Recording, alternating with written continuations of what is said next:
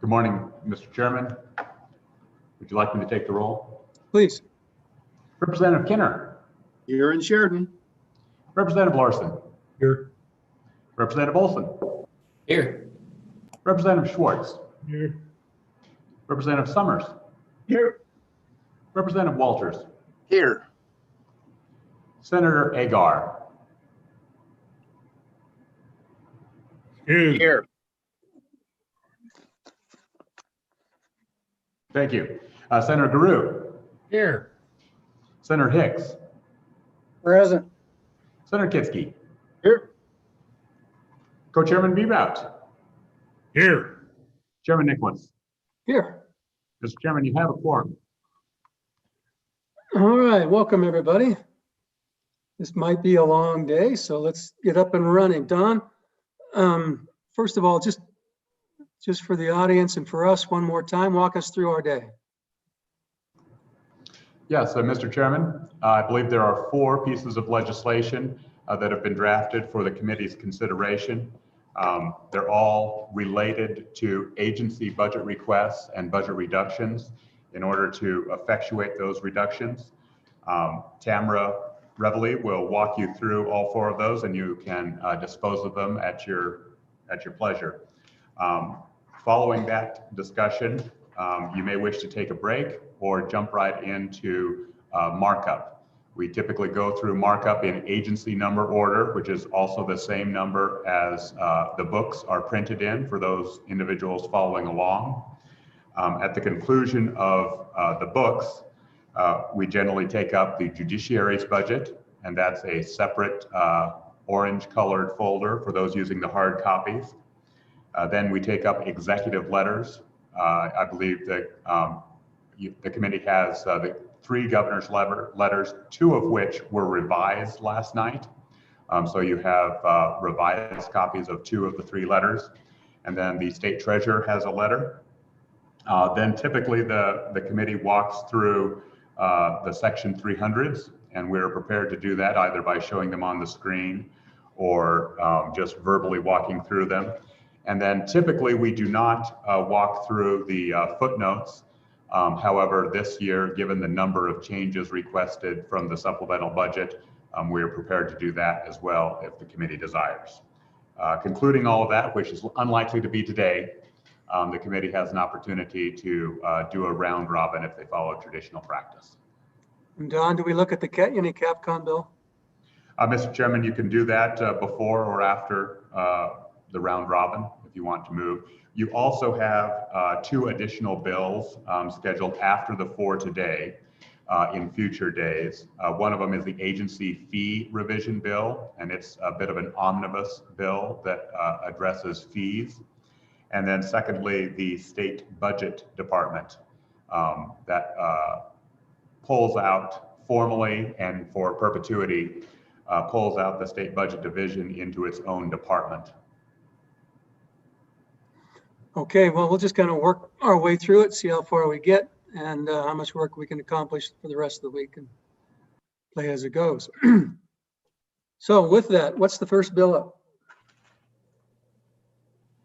Mr. Chairman, members of the committee, this is Tamara Reveille.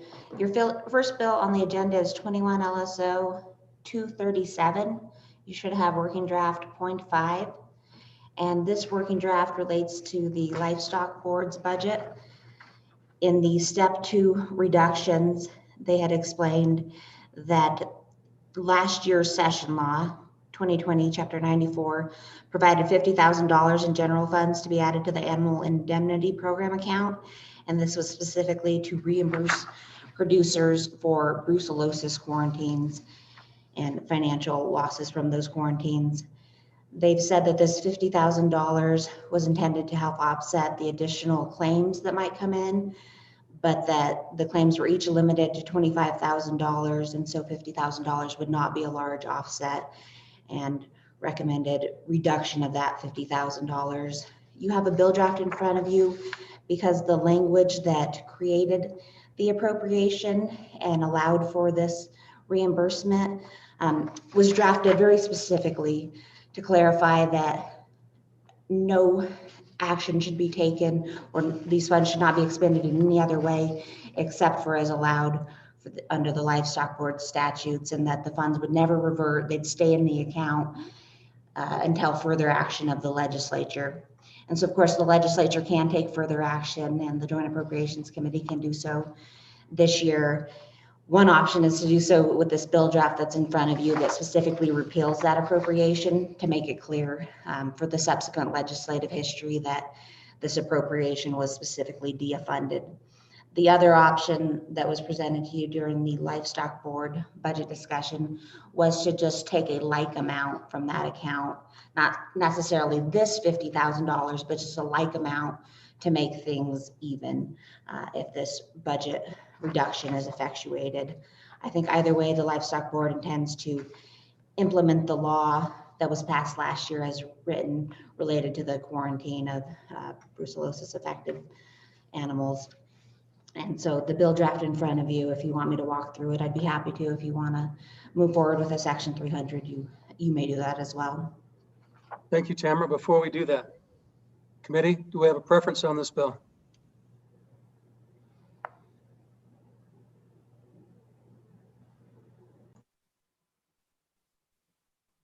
Mr. Chairman, Go ahead, Representative Larson.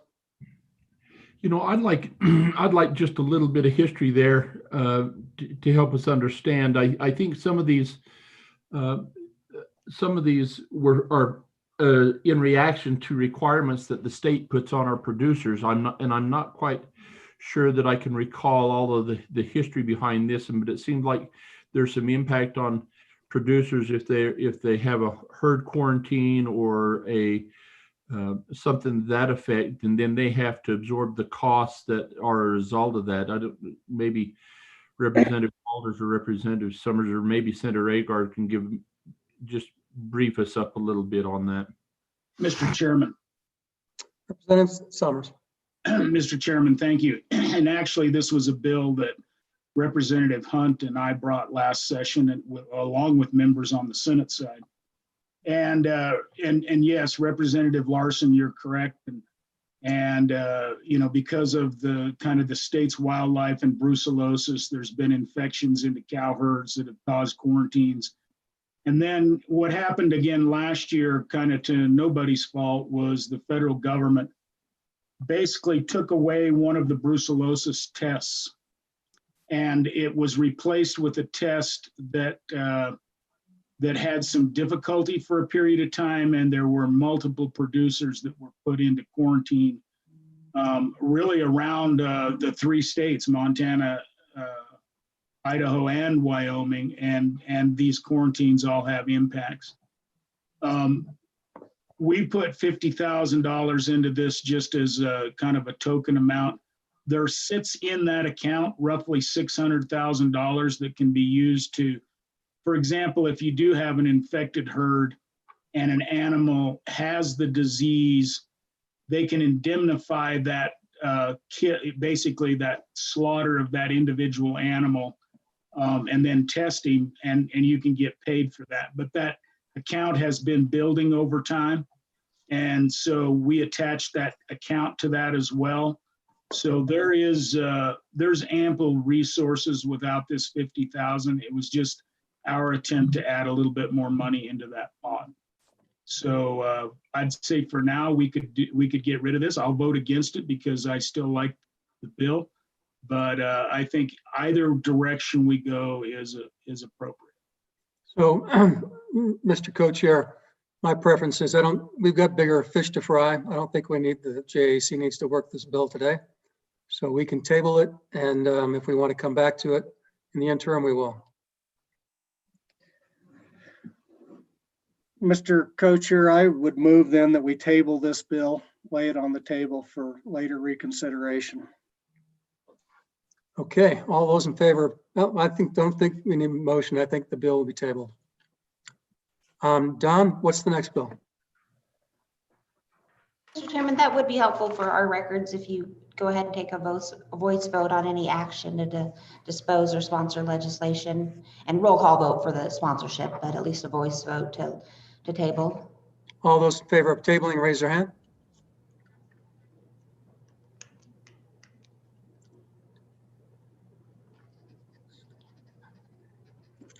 I count 9, 10 votes.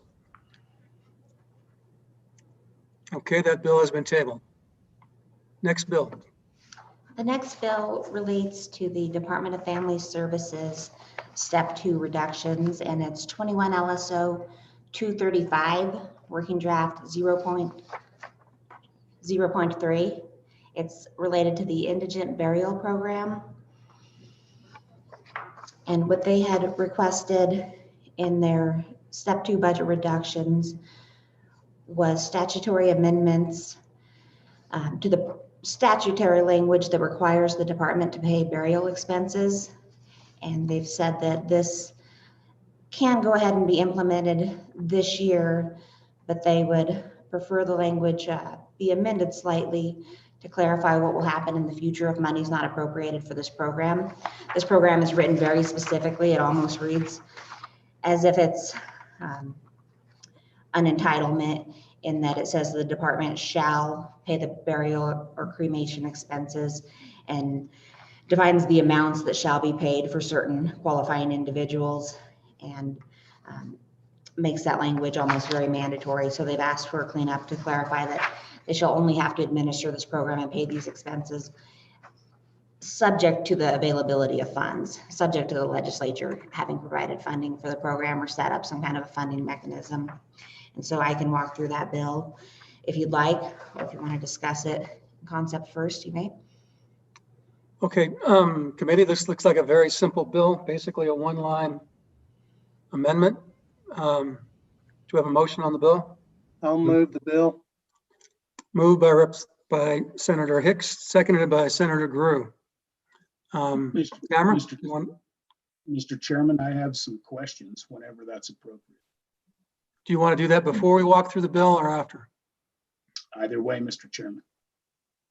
Go ahead and ask, Representative Summers. Mr. Chairman, first of all, Tamara, how much money, because I can't remember the line item in the budget, so how much money does this entail? One. And then second, are we cost shifting this back to counties if we pass this bill? Thank you. Mr. Chairman, Representative Summers, let me make sure I'm reading from the right line. I believe this is identified as a $281,875 reduction. And that's general funds. And I don't believe that this is a cost shift. The money is supposed to be paid by the Department of Family Services under the statute, and that's how the appropriations have typically been funded, is through that department. So I'm not aware of any county sharing requirement that would exist under law, and it certainly wouldn't be created by this language itself. I do think that the Department of Family Services signed up to testify and provide more information today. I'm not sure if they've come to the waiting room or if they want to provide comment on anything further. Mr. Chairman, just a follow-up. Go ahead, please. Mr. Chairman, when I look at page 2 on existing language, line 16, it says no board of county commissioners shall be responsible for any burial or cremation expenses in excess of the amount paid under this subsection. So that seemed like a kind of a get out of jail free card for the county in excess of this subsection. But if we don't provide any money, I mean, we're saying it's $1,500 or something like that. And so I am really curious if you did go back and look to see if the county's on the hook, because there's language in here that makes it suggest that somehow counties are on the hook. Or Tamara, do you have a relieving response to counties. that? Mr. Chairman. Representative Larson. So the way I understand this is the indigent burial program is provides up to $500 depending, and that's evaluated depending on up to $500 for those individuals that would have qualified under a TANF or a program that's administered by Department of Family Services. It is not across the indigent population across the board. It's for those that would have qualified for that. And so this is saying that if there's funds available, they can pay it. And if there aren't funds available, they don't. It gives them some relief there. Would that burden then be passed for that population? I think that it's obvious that there would probably would for that population, but it is not across the board.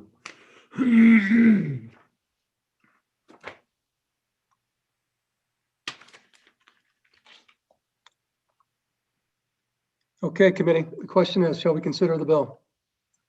I think we already voted on it, didn't we?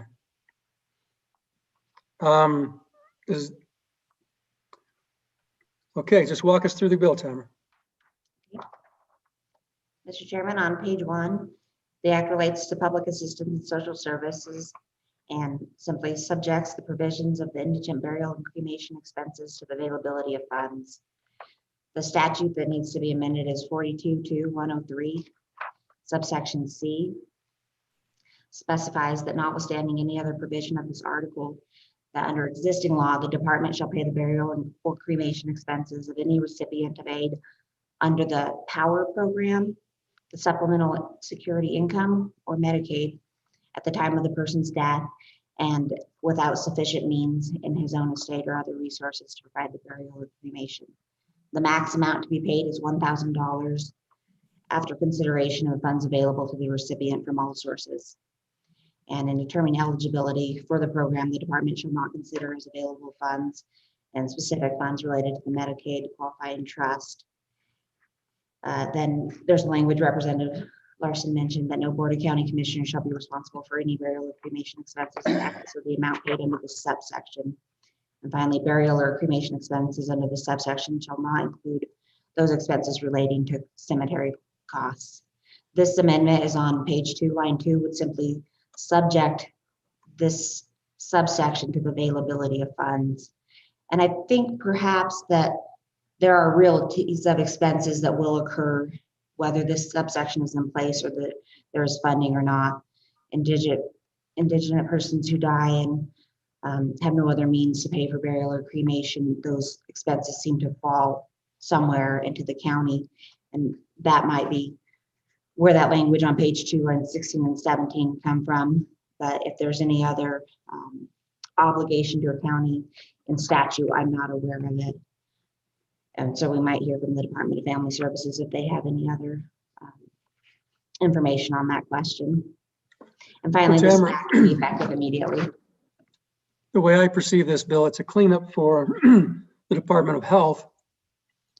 But if we need further cleanup for the county, we'll have to address that in either an amendment to this or in a budgetary footnote of some sort. Would that be fair? Yes, Mr. Chairman, if there's other statutory changes, we could bring them into this bill. Okay, please proceed. Mr. Chairman, Representative Larson.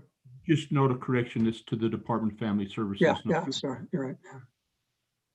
Yeah. Okay, please proceed, Chairman. Mr. Chairman. Go ahead, Representative Summers. So, Mr. Chairman, Director Schmidt is available on our deal here if she wants to do any, or if you'd like to hear any explanation. I think that would be appropriate. Director Schmidt, you're on. Thank you, Mr. Chairman, members of the committee. My name is Corin Schmidt. I'm the Director of the Department of Family Services. Yes, this bill is to give us permission or to alleviate our responsibility for making these payments as we have reduced this budget in our step 2.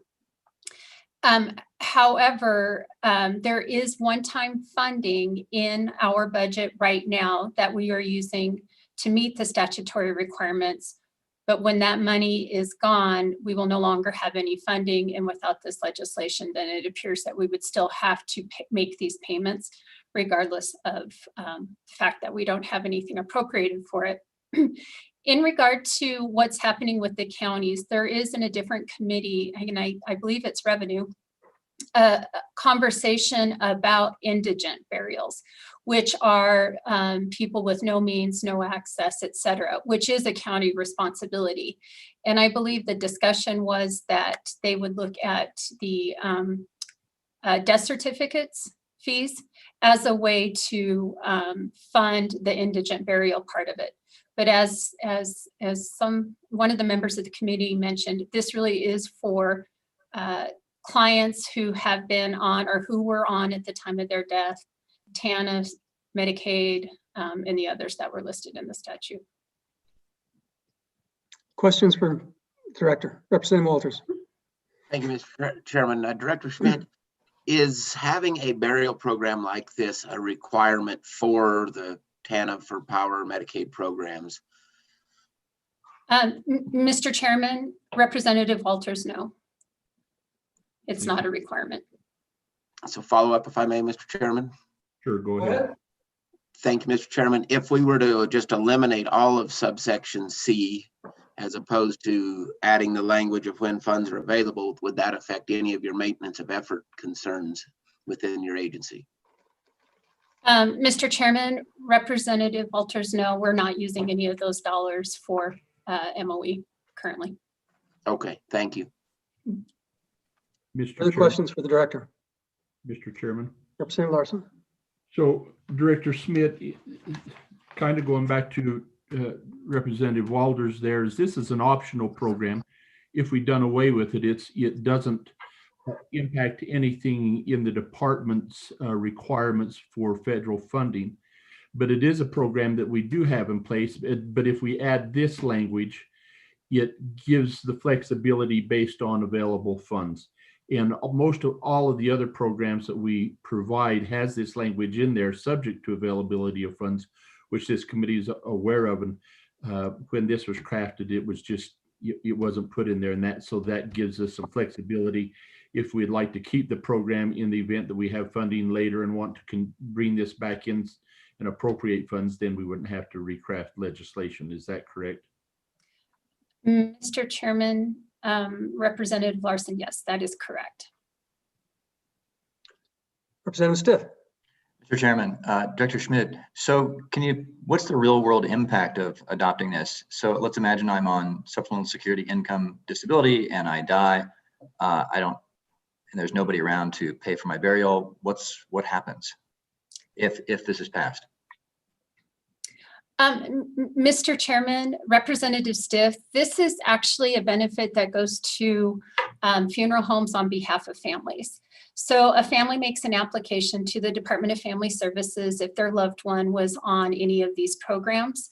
And then we assess whether the family member was indeed on the program's eligibility. And then we would make a payment up to $500 based on the expenses of the funeral or the funeral costs.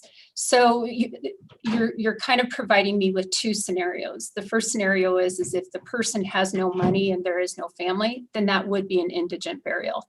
However, the program we pay for is based on application of family members to help offset the costs of burial expenses.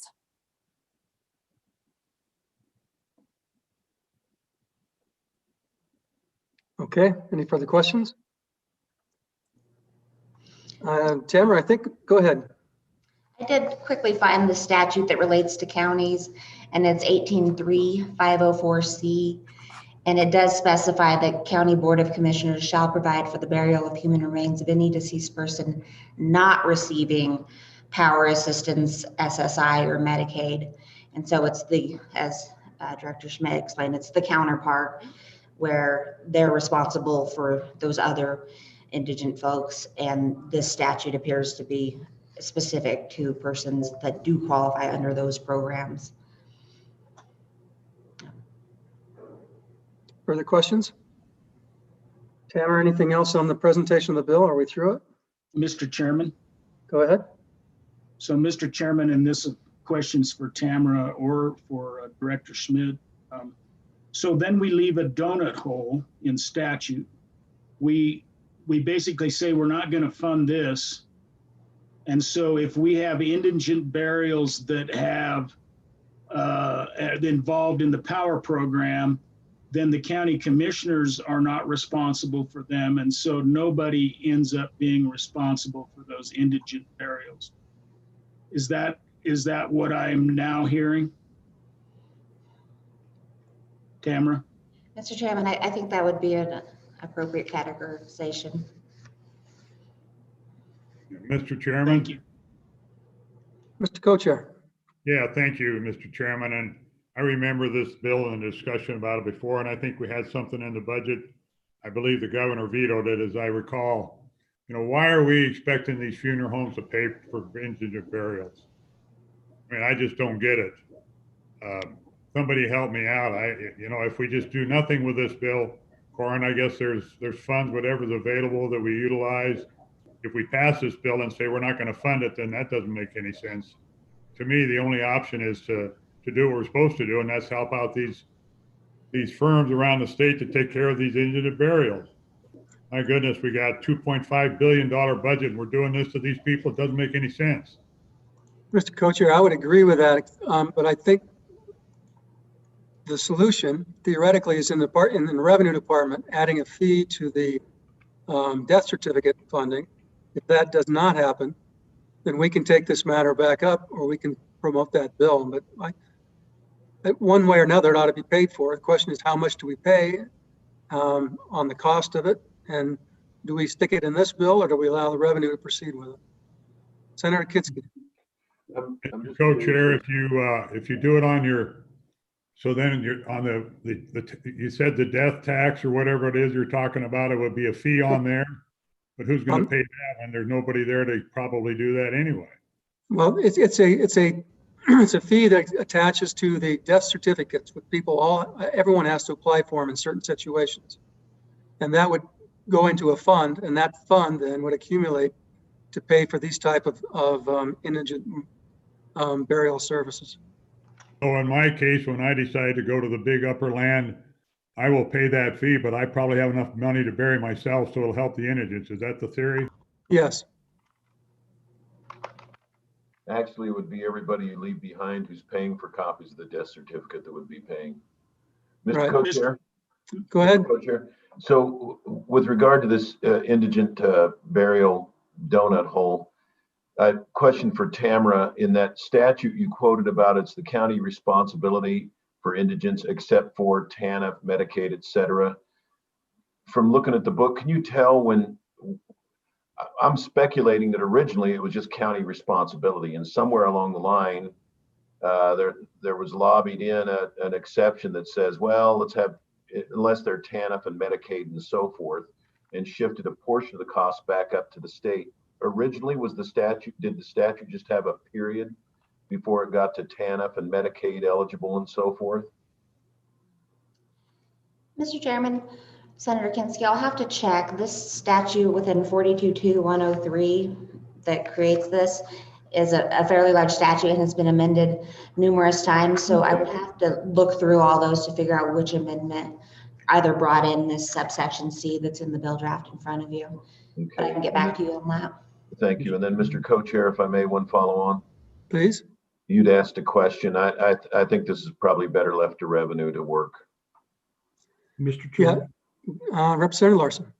So, Mr. Chairman and Tamara, I just want to make sure, maybe this is to Corin, or Director Schmidt, I don't know, but I think as we look at this bill, it's not prohibiting us from providing that service. It's just saying that the department doesn't have to pay for those burials if there aren't funds available. So it puts the burden back on the legislature to say, if they want this program, then we have to appropriate the funds to the Department of Family Service in their budget to provide it. Now, if we don't like cutting the funds for this program right now, then let's go back into supplemental budget and adjust it there. But it has really not, that doesn't have anything to do with the adjustment on this bill. This bill only allows her or the department to implement the cuts that they've recommended, and this is just common language that is throughout our statutes that says, yeah, the state's going to provide this if we have the funds available. Yeah, so let me see if I can shorten all this. All this is doing is helping the Department of Family Services. Don and Tamara, we'd like you to follow the revenue bill and let us know how it moves forward. If it doesn't pass or if something happens to it, we can either add the dollars back in a supplemental budget, or we can adopt another bill that basically finds the money to pay for it. And so I think for today, we just need to proceed with this individual bill on behalf of DFS. Does that make sense, Mr. Co-Chair? Okay. All right. Yes, it Representative does, Kinner. Mr. Co-Chair. That sounds like a plan. Representative Kinner, question? Thank you, Mr. Chairman. Just for clarification, the information I'm looking at says that it is 21 LSO 0184.05, and the information I have says it's the Corporations Committee. Just as a little bit of a clarification there.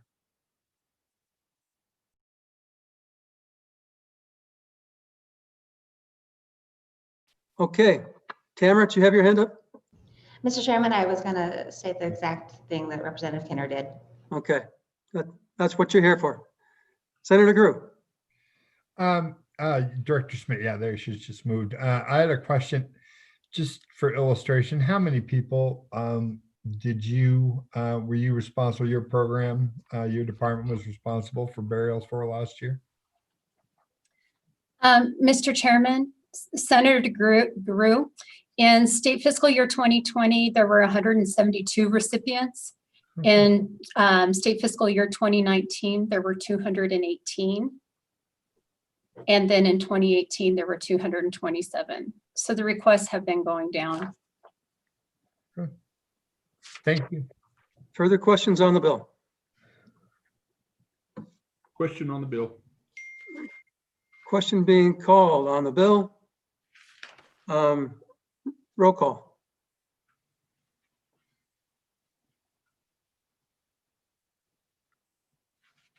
Yes, Mr. Chairman. Representative Kinner. Aye. Representative Larson. Aye. Representative Olson. Aye. Representative Schwartz. Aye. Representative Summers. Aye. Representative Walters. Aye. Senator Agar. No. No, is that correct? Yes. Thank you. Senator Garu. Aye. Senator Hicks. Aye. Senator Kinski. Aye. Co-Chairman Bebout. You're muted, Eli. Co-Chairman Bebout.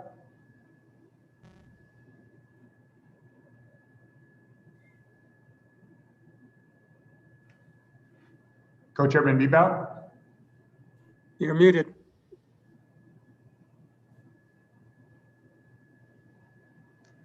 Eli, we can't hear you. Chairman Nicholas. Aye. Mr. Chairman, the vote is unanimous on the House side, and there are 3 affirmative votes on the Senate side. Would you like to keep it open for Senator Bebout? Please. And that'll be a House bill.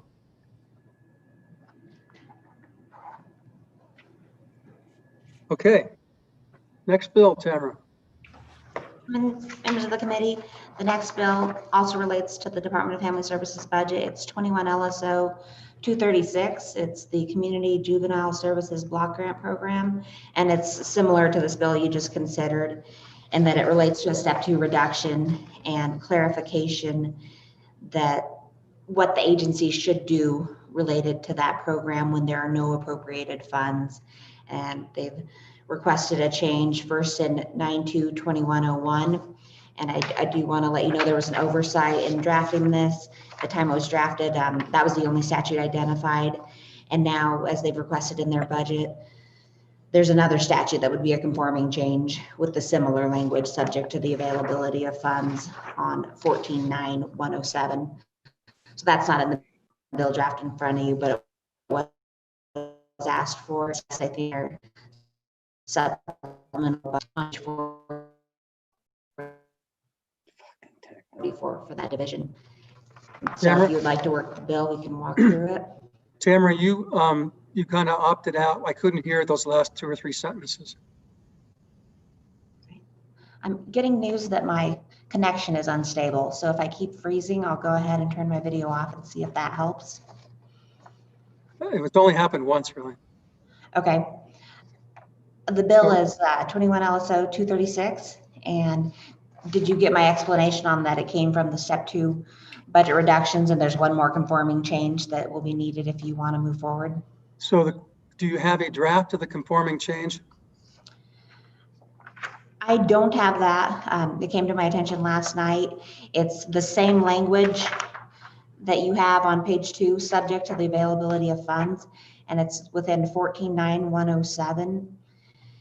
Subsection A, the statute reads, the Department of Family Services in cooperation with the Department of Health and Education shall administer a community juvenile services block grant program to assist communities to develop and maintain juvenile services. And we would add that language subject to the availability of funds in the same way we've added it there on page 2, line 1, subject to the availability of funds.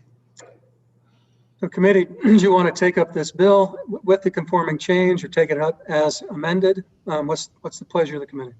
Move the bill with conforming language, Mr. Chairman. Okay, it's been moved and seconded, moved by Representative Larson, seconded by Senator Hicks to move up the bill with the conforming language. Further discussion on the bill? Question on the bill. Question being called. So it's a, Tamara, do you have the amendment as the oral amendment that will be incorporated in, and we'll have a look at it for final review after we've passed it out? Yes, Mr. Chairman. If you vote to affirmatively to pass this bill, as the chairman, I will send you that finalized version and you'll approve it for sponsorship if it was as we discussed. Okay, roll call. Mr. Chairman, the vote is on 0236 as amended. Representative Kidder. Aye. Representative Larson. Aye. Representative Olson. Aye. Representative Schwartz. Aye. Representative Summers. Aye. Representative Walters. Aye. Senator Agar. Aye. Senator Garou. Aye. Senator Hicks. Aye. Senator Kinski. Aye. Co-Chairman Bebout. Aye. Chairman Nicholas. Aye. Mr. Chairman, the bill is passed, House or Senate? So I think we can make this a House bill as well, because there'll be two, they'll kind of follow one after the other. They'll be easier to explain if we do them on one, both of them on one side at the same time. Mr. Chairman, Yeah, do we need to take any public comment on those bills? yes. It's Don, is there any public comment on either bill? Mr. Chairman, there was no public comment on either bill. The Department of Family Services was available for questions on particularly the second bill is what they signed up for, the community block grant, but they provided comment on the first one as well. So I believe we've taken the public comment from Corin. Is there anything else, Director?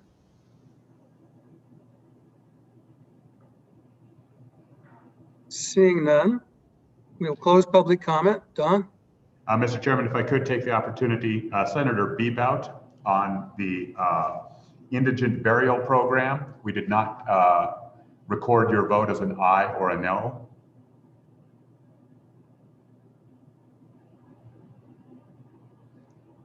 Yeah, and Mr. Chairman, that's where we agreed to go to the, whether it's the Corporations Committee, the Revenue Committee, and we're going to try to make it work, right?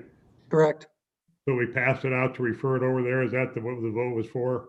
We passed the bill to correct the problem for DFS, and we directed LSO to monitor the corporation's bill and report back to us. Okay, Bebout votes aye. Thank you, Mr. Thank you. Chairman. Okay, next bill. Mr. Chairman, Director Schmidt's available to discuss that bill we just had up if you are so interested. Only if she is interested. Mr. Chairman, Representative Walters, no, I just could not unmute myself.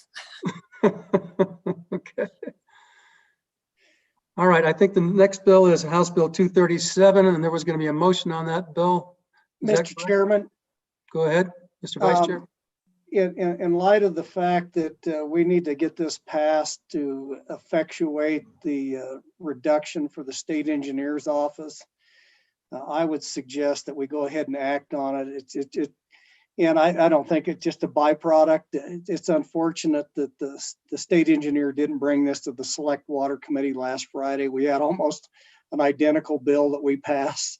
Does the exact same thing, except for it does for pointed diversions. But given the fact that Select Water Committee won't be meeting and probably until March or maybe later, I think we need to go ahead and probably pass it to effectuate their budget reduction in that series. That's fine. Do we have a motion on the bill? Move the bill. Been moved by Vice Chair Hicks, second by the Co-Chair Bebout. Very quickly, Tamara or Anna, who's going to walk us through the bill? Mr. Chairman, that would be me. Okay, please So proceed. this is 21 LSO 231 Working Draft Point 4. And this bill draft is in response to the State Engineer's Office Step 2 COVID-19 reduction to communication expenditures. Currently, the office is required to send certain notices by certified or registered mail, return receipt requested. One of those instances is in regards to a defective application for a permit to acquire rights to beneficial use of public water. If you turn to page 3 of the bill draft, the office would now be required to return it by U.S. Postal Service or other generally accepted mail delivery method. The second instance relates to notice to an appropriator if a groundwater permit is due to expire. If you turn to page 5, this notification could instead be delivered by U.S. Postal Service, by other generally accepted mail delivery method, or by email or other electronic means. If an address or email address is unknown, then rather than having to publish in a newspaper, they could publish on the state engineer's official website for at least 2 months before cancellation of the permit. And Mr. Chairman, that's the bill draft. Thank you. Mr. Chairman, Please. Mr. Chairman, do we have anybody from the State Engineer's Office that can answer questions on this bill? Perhaps the Vice Chair, I could ask him. If not, he's fairly knowledgeable. Sure. Why don't you pose your question, Representative Summers? So, Mr. Chairman, and Senator Hicks, perhaps, you know, what occurs here is an action that then that's being preceded by notification. So kind of walk through what could be taken away here without proper notification, just to give us an idea of how much notification should be required. Thank you. Well, let me see if I can get the bill up. You're specifically talking about one section or in particular? Mr. Chairman, you know, it's the very end of the bill, and this is on water permits. And so I'm just, it was a fairly high standard in the bill for notification. You know, basically, if you couldn't get a hold of anybody, then it had to be published in a paper, 3 weeks in a paper, and went through quite a bit. So, and perhaps Anna, maybe the questions to you, you know, what rights are we taking away here, and that would require such a high level of notification to begin with? And so by reducing that notification, I just want to understand, I haven't researched all this out. So I just want to understand what right is being taken away that we had in statute such a high order of notification. Mr. Chair. I can take a stab at that.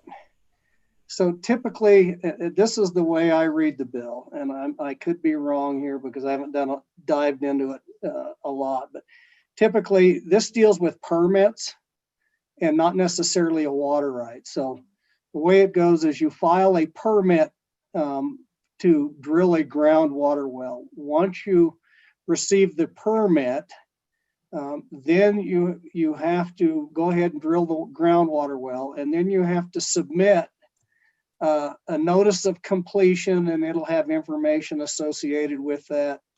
And what the state engineer's office does is they'll send out at the time of your permit the form that has to be returned once you actually drill the water right, or once you drill the water well. What this is saying is if they don't ever get that back from you, there's usually a period, I believe it's 1 year, that you have from the time that you complete a water well to the time that you have to submit this application back to the state engineer's office. If they don't receive that, then they go through a process of cancellation of the permit. And that's what this does, is it says notify the permit holder, not necessarily a water right, because they haven't granted a water right. So that's what would potentially be lost. Now, that doesn't mean that they couldn't turn around and refile an application for that same well, but that's the way I understand the process. But again, I could be wrong there, not having jumped into this section on the groundwater. But that's the way I read the bill, Representative Summers. Anna. Mr. Chairman, and I would just add that I don't believe the state engineer's office is here, but according to communications that I've had with them, they've only done the publication twice in the last 17 years, and they have noticed that it is quite expensive to do that. Thank you. Representative Simpson. Committee members, we dealt with a similar bill in select water just recently, and it was associated with moving the point of diversion. What we discovered is that when you're doing anything in this water right area, there are many, many people involved, and the cost of sending out certified letters was just getting to be exorbitant, when in reality, a regular letter would accomplish the same thing. Then the publication, we're just moving a little more internet-based and less newspaper-based. It makes a lot of sense to me, and I recommend that you approve this bill. Okay, further discussion? If seeing none, roll call. Mr. Chairman, Go ahead. public comment if we may, please. Oh yeah, I keep forgetting that. Any public comment?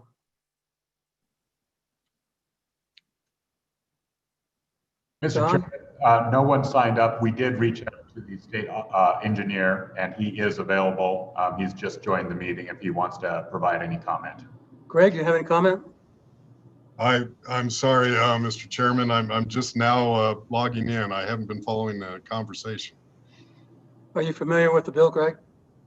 No, sir. I'm sorry.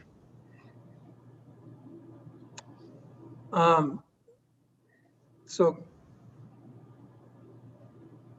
what I would suggest is this will be a Senate bill, Vice Chair, and I'll let you get together with the state engineer when it hits your side. Okay. All right, and then Greg will bring you up to speed. Is that okay? Certainly, Mr. Co-Chairman. I'm really sorry that I didn't join you this morning or wasn't up to speed. No problem. You'll have plenty of time to get your 2 cents in on this guy. All right. I'm on my way over to Afton this afternoon and a hearing tomorrow morning. So Okay. I'll be on the road for a little bit. Careful. Okay, thank you for your comments. Thank you. Okay, so having no other public comments, we'll close public comment. Do we have a motion on the bill? It's been moved and seconded. Do we have a roll call motion? Question. Question being called. Roll call, please. Mr. Chairman, the vote is on 0231. Representative Kinner. Aye. Representative Larson. Aye. Representative Olson. Aye. Representative Schwartz. Aye. Representative Summers. Aye. Representative Walters. Aye. Senator Agar. Aye. Senator Guru. Aye. Senator Hicks. Aye. Senator Kinski. Aye. Co-Chairman Bebout. Aye. Chairman Nicholas. Aye. Mr. Chairman, the bill has Senate been bill. adopted, and I'll make it a Senate file. Senate file. Okay. So Don, that takes care of the bills for this morning. Yes, Mr. Chairman. So the next subject for the JAC will be working the budget. Is that right, Don? That is correct. So what I'd like to do is take a 10-minute recess. Don, if you will, and then would you please set up the 2 chat groups for the House and Senate? Karen will do so.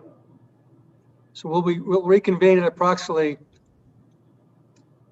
9:05, unless we hear otherwise.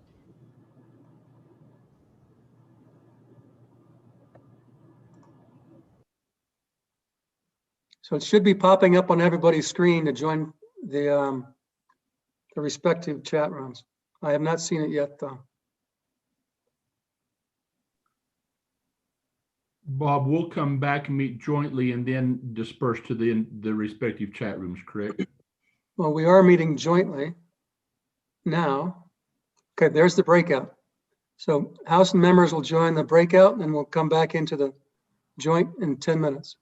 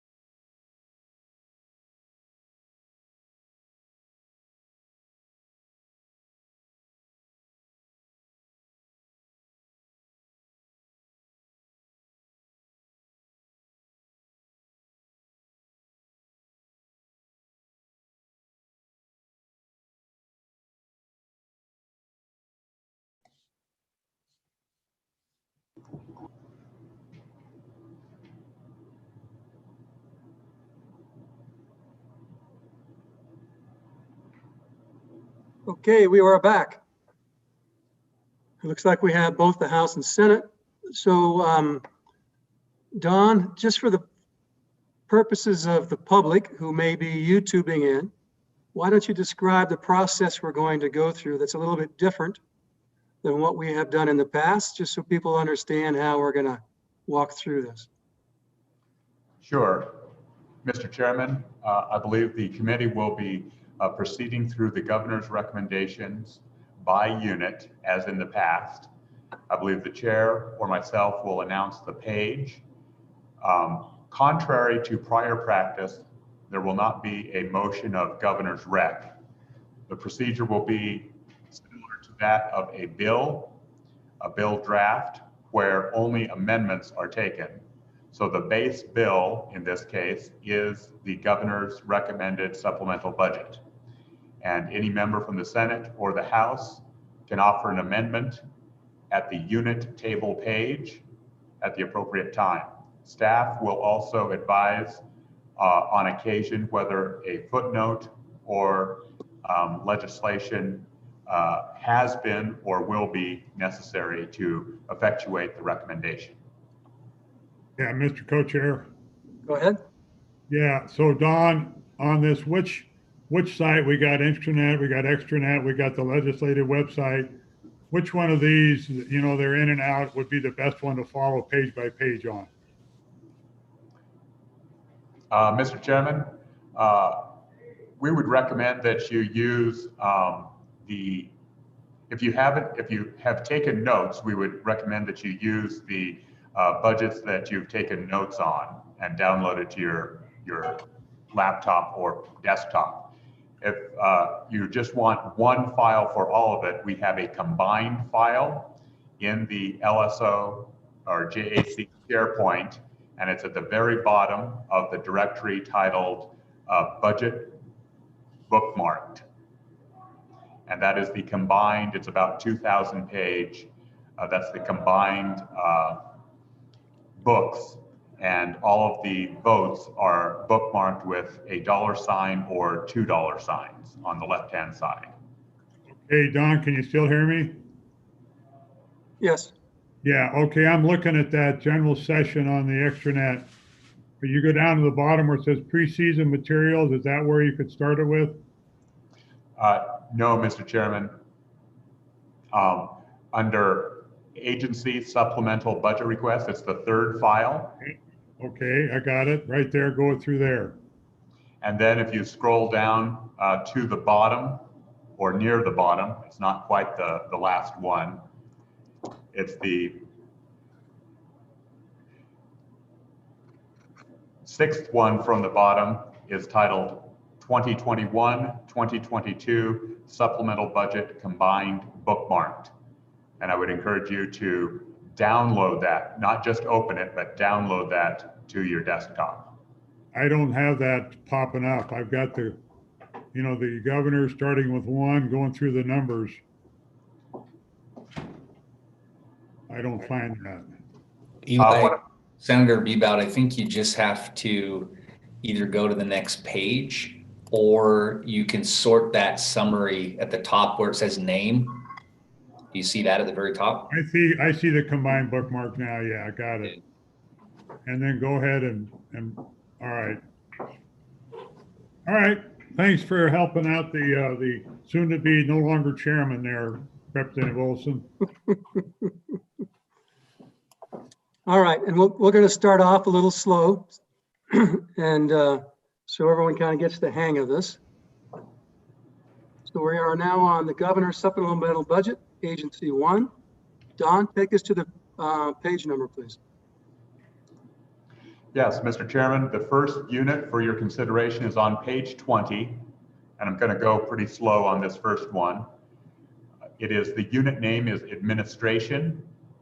The unit number is 0101. Okay, we're on page 20, unit 101. Are there any amendments? Mr. Chairman. Representative Summers. Give me that, honey. Chairman, just a general question for the chairs and back to Don. I am assuming there was none, but You know, one thing we talked about was, were there any universal motions that were going to be made to begin with? And so I didn't know if that, I don't have one, but I didn't know if that was if there was an opportunity now for any committee members to make a kind of a universal motion or not. We had talked about that once, if there was somebody wanted to do that. When does that opportunity happen? I guess that's my question. Don, I guess the answer to that is that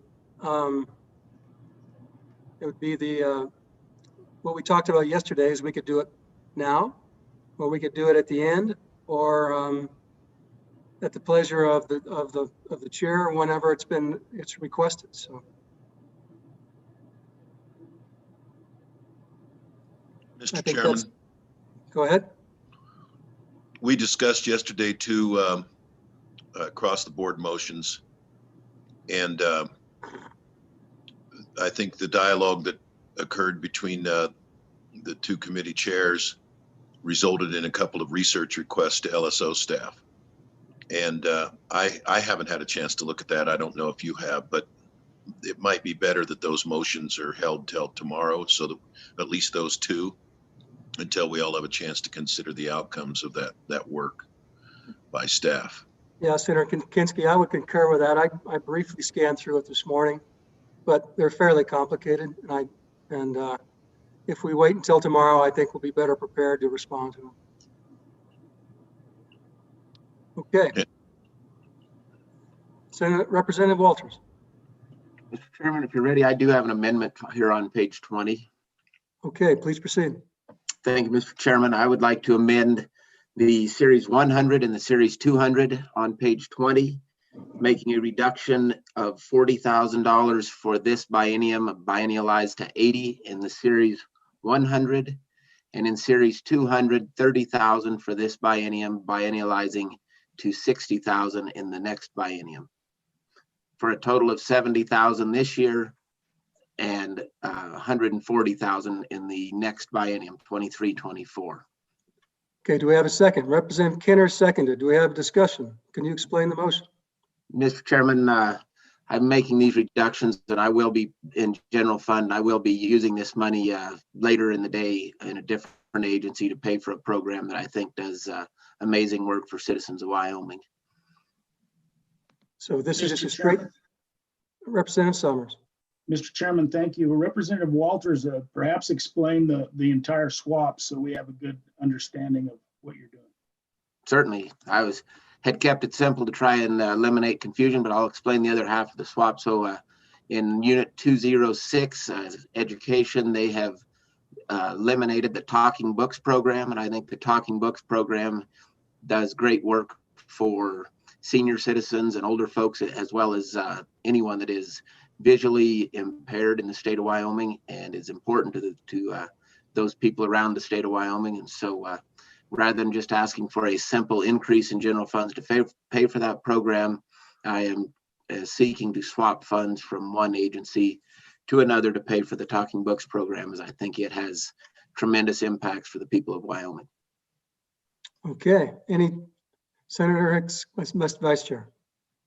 Mr. Chair, I'm trying to draw the connection between an educational function, which may be a noble aspect, but I don't get the swap of why you would pull that out of the governor's budget, when clearly what we're looking at is providing some level of adult education.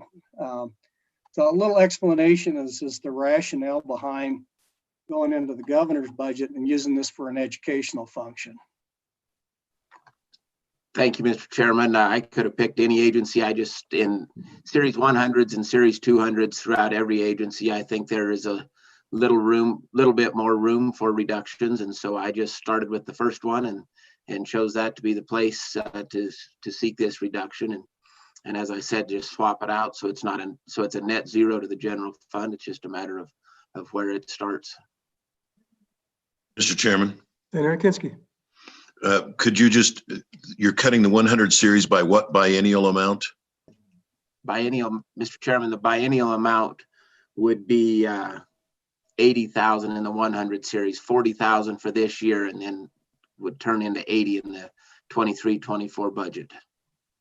Okay, and then what was the other series that you were cutting? Series 200 by 60,000 is the biennial number, 30,000 for this year. Thank you, Mr. Chairman. Yeah, Mr. Chairman, on that, is there a position associated with that, or is this just going to be out of that 100 series and the governor makes do with what he can because he's going to be short that amount of money?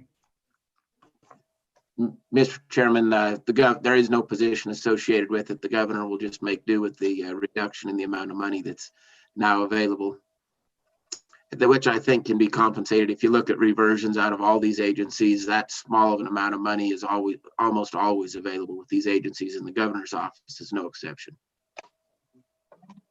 Further discussion? Seeing none, all those in favor of the motion, raise your hand.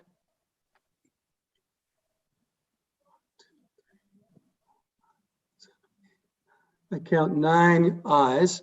All opposed? That motion passes. Any other amendments to Agency 1? Seeing Not none, agency, it's Unit 101, Mr. Chairman. Yeah, you're right. Unit 101 in Agency 1. Don? Mr. Chairman, and many of you have listed amendments with us, and there has been an interest at one point by a member of the committee to reduce a position in this unit. I just raised that up. Any other motions? Yeah, Mr. Co-Chair, I believe we have a motion from the Senate on a position and some reductions there. Senator Kinski, am I wrong? You're correct, Mr. Chairman. Senator Hicks, I believe, is prepared to move forward with that motion. Senator Hicks. Yeah, Mr. Chairman, I would move that we remove one position from the 100 series in this section, Unit 101, out of the governor's office. Second. We move and seconded. Do we have? Is it a designated position or a designated amount, Vice Chair Hicks? Let me see. Designated amount would be $105,541. Mr. Chairman. Representative Summers. Mr. Chairman, thank you. Senator Hicks, just a thought, and I don't know if this would be a friendly amendment, but since we just did a $80,000 reduction, would you consider adding on to that 80,000 to the amount needed for one position and then just making it a position? Thus, it wouldn't be a position and 80,000, but just one position. Would you have any interest in that as a friendly amendment? Mr. Chairman, I don't know if I understand what Representative Summers, so you're saying that would be the total reduction, including or subtracting the previous action that was just taken?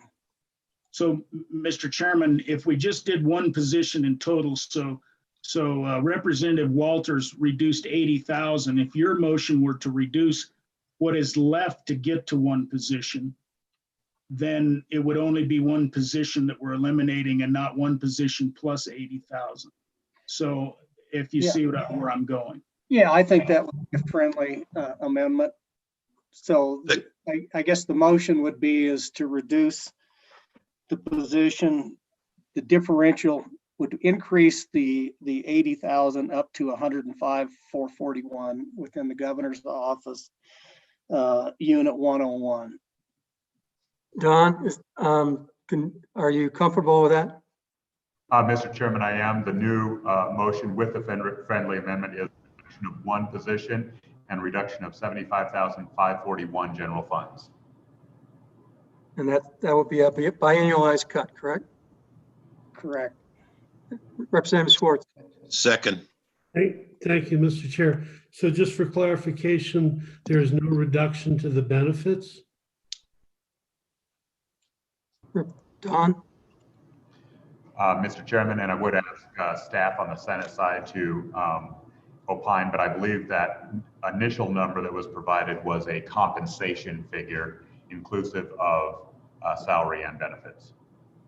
Mr. Chairman, Senator Kinski. that's what I have is the salary and benefits would biannualize to 211,082. This year it's 105,541, and with this motion subtracted from that would be the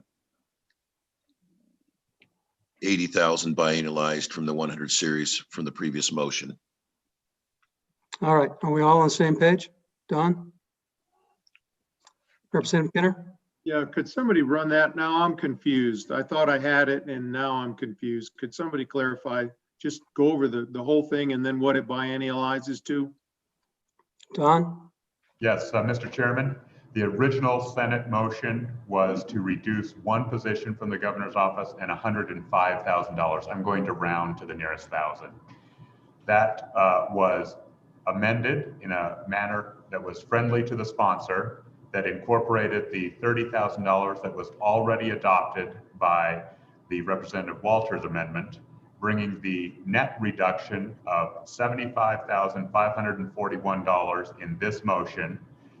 The combined two motions would biennialize to $211,000 in the 22-23 or 23-24 biennium. Mr. Chairman, just a correction, Don, you said 30,000. I thought Representative Walters' motion was 30 on the 200, 30 per year on the 200 series, 40 per year on the 100 series. Mr. Chairman, I stand corrected. Further questions? I'm going to make a note of this. It's the first time I've ever corrected Don on anything. Representative Olson. Yeah, Mr. Chairman, I just want to be real clear here because I keep hearing the phrase one position. But as I understood the first motion, which I voted on from Representative Walters, it was a reduction of the 100 and 200 series, but the governor had the freedom to use that reduction. That doesn't necessarily mean it's a position. It could be a reduction in existing salaries. This motion, I want to be clear whether it is a reduction of 100 and 200 series and that there is a freedom of the governor to eliminate a position or reduce existing salaries, because that's how I interpreted Representative Walters' original motion, not that it is strictly a reduction of one position. Don? Mr. Chairman, the Joint Appropriations Committee does not redline specific positions. So we've identified an amount, but which position that is not, it is up to the governor. Okay. So I don't know if that answered Representative Olson's question. Yeah, Mr. Chairman, just as a follow-up, it still doesn't have to be a position. This is just an elimination of dollars in the 100 and 200 series. The That's governor correct. can either reduce salaries or eliminate a position. Mr. Chairman, Go ahead. well, I can't speak for the bringer of the motion, but I think the intention is to eliminate a position. Don? Mr. Chairman, that's correct. The motion that we're on right now, not Representative Walters, eliminated an FTE from the governor's office. Okay. Further discussion on the motion? All those in favor of the motion, raise your hand. Motion is amended. As amended. 1, 2, 3, 4, 5, 6, 7, 8, 9, 10, 11. I count 11 votes in favor. All those opposed? 1. That motion passes. Any other motions on Unit 101? Don, where do we go to next? Mr. Chairman, the next unit for your consideration is on page 22, Unit 0102, International Trade Marketing. Any amendments to Unit 1002?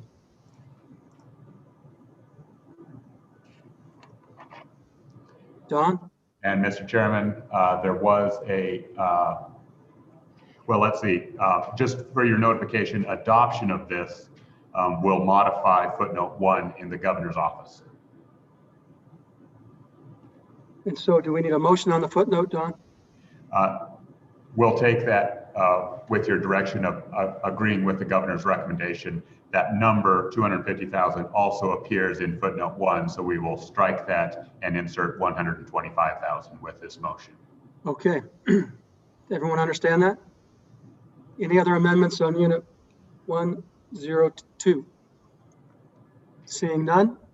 Next unit, Don. Mr. Chairman, page 24, unit 0104, intergovernmental cooperation. Any motions on unit 104? I see no motions. Mr. Chairman, for the benefit of the committee, this will require a bill draft, and the bill draft was requested last week by the Joint Appropriations Committee. It is being drafted now. It would remove the state of Wyoming from the ECS, Education Commission of the States Interstate Compact. Okay, and we will take that bill up at our first meeting when the JAC meets after we go into the next fiscal year. Mr. Chairman. Representative Summers. Mr. Chairman, thank you. A question for Don. You know, on many of these things, we can drop the money and not drop the program ultimately in a bill as well, right? So the motion we made right now drops the money and sets the stage for a biennial budget. But that's kind of regardless of whether we adopt the bill or not. Is that true? Mr. Chairman, the way I would phrase it is a reduction of the budget does not relieve an agency from its statutory obligations. That being said, in this particular case, there is a requirement that that requires the state of Wyoming to participate in this interstate compact for education. So in the event that legislation is not sponsored or fails, the governor will have to identify other funds to support that participation.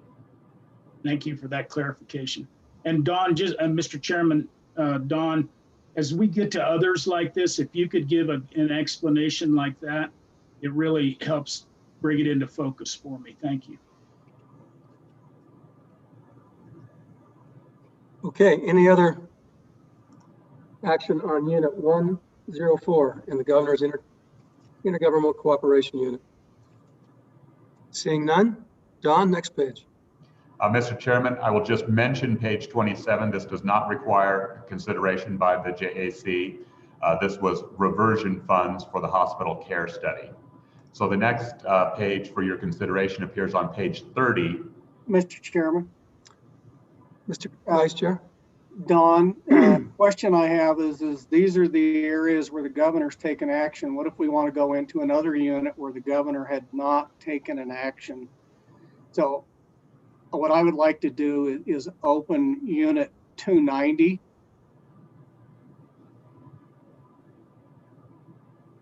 Before we go to the 400, unit 400. What page is that on? So you're going to have to go back to page 4. Which shows the 290 series, the 2900.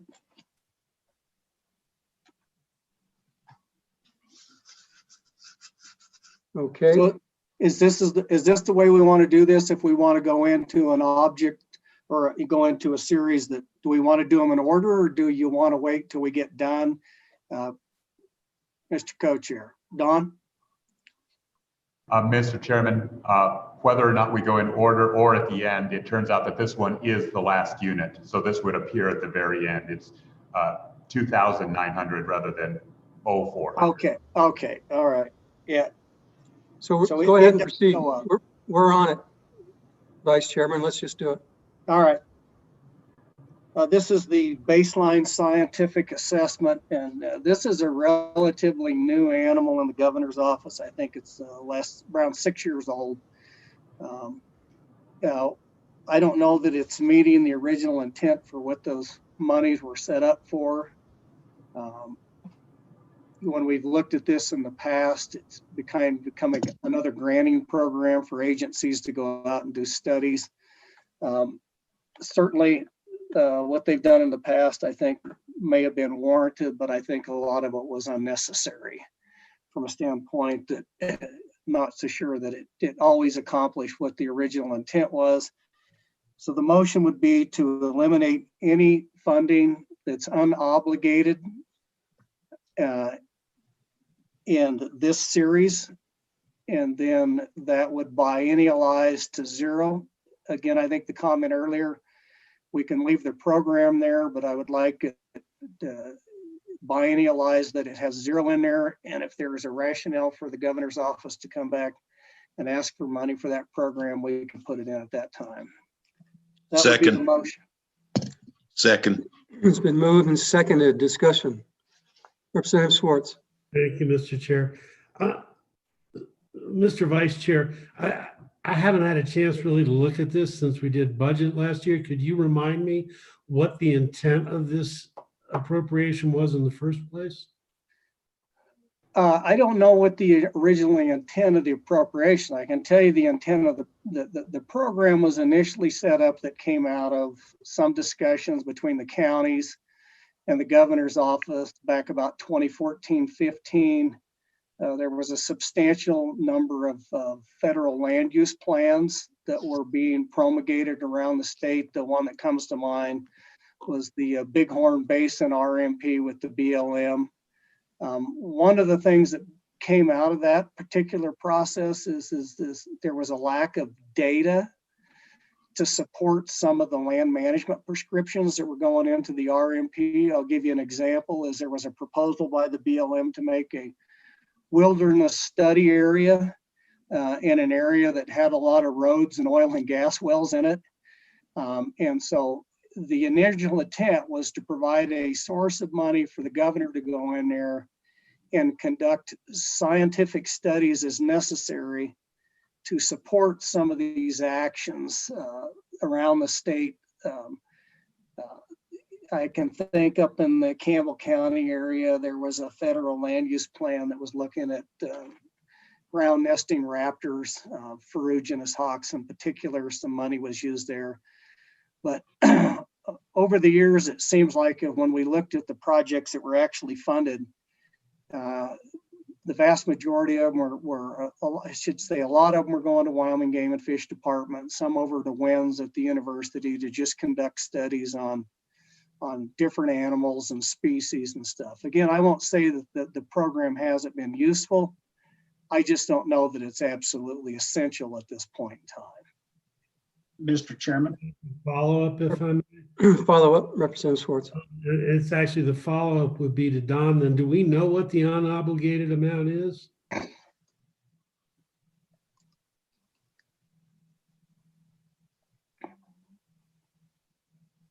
Mr. Chairman, we're looking that up right now. Representative Summers, while we're waiting. Mr. Chairman, thank you. And so I went into the past budget book, and these funds are used for statewide GIS efforts, clearinghouse of baseline data, and for data collection.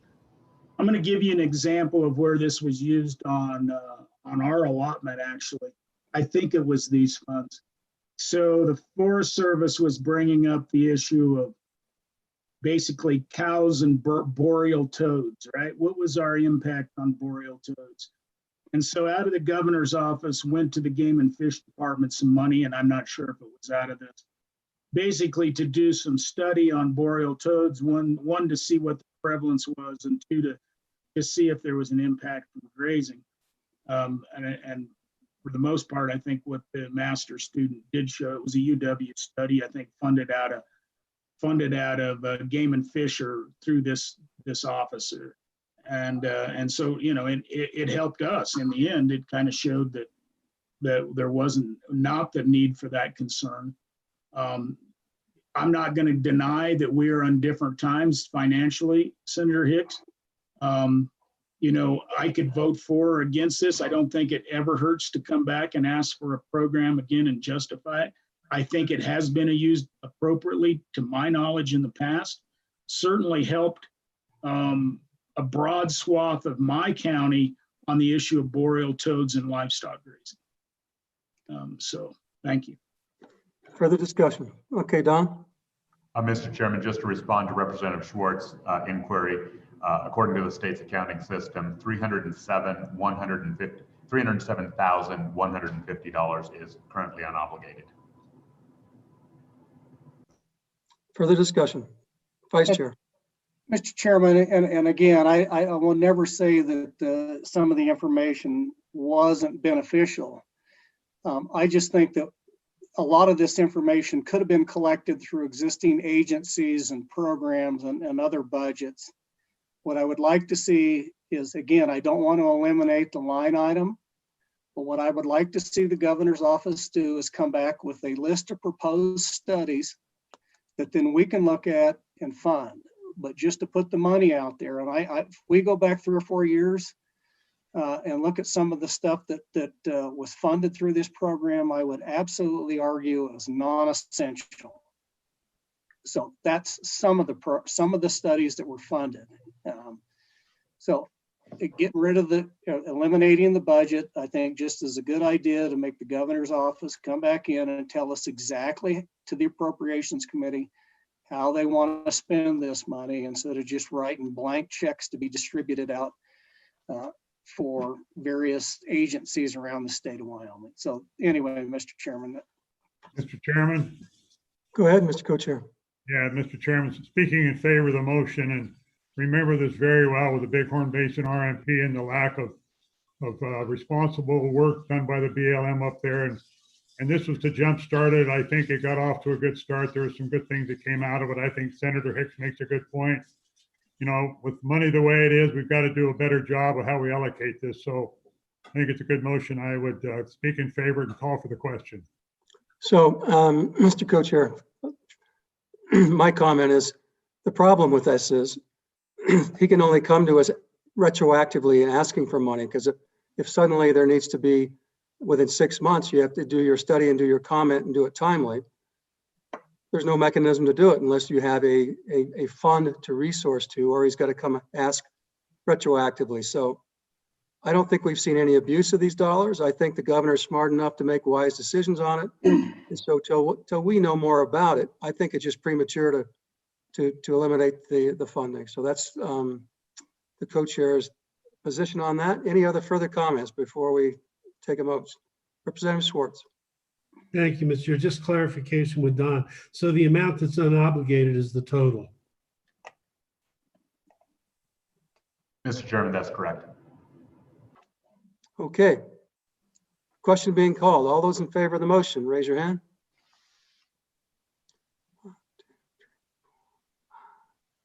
That are 7, 8. I count 8 in favor. All those opposed? 3 opposed. Is that right? That motion carries. Don, next unit. Mr. Chairman, the next unit for your consideration is on page 30, Emergency Response Unit 0601. Any motions at page 30, unit 0601, emergency response? Seeing none. Don, next unit. Mr. Chairman, page 33, Wyoming Coal Marketing Program, unit 0903. Unit 0903, coal marketing program. Any motions? Seeing none. Don, next. Mr. Chairman, just for your consideration, this actually was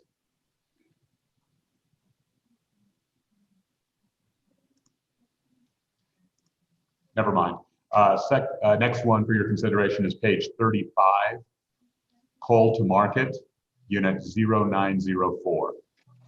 Senator Drew. Thank you, Mr. Co-Chair. I would like to move on this section to reduce the coal litigation exception in half to $1.25 million. The motion to cut the funding in half. Discussion. Seeing none. All those in favor, raise your hand. Mr. Chairman. Okay. Mr. Chairman, I would move to amend the amendment and make that reduction and fund it with general funds. There's a motion to amend the amendment, been seconded by Representative Olson. Discussion on the amendment to the amendment. So, Mr. Chairman, currently the governor takes that out of SIPA. I just think that should be moved in and make that a general fund reduction. All those in favor of the motion, raise your hand. 1, 2, 3, 4, 5. Keep your hands up, please.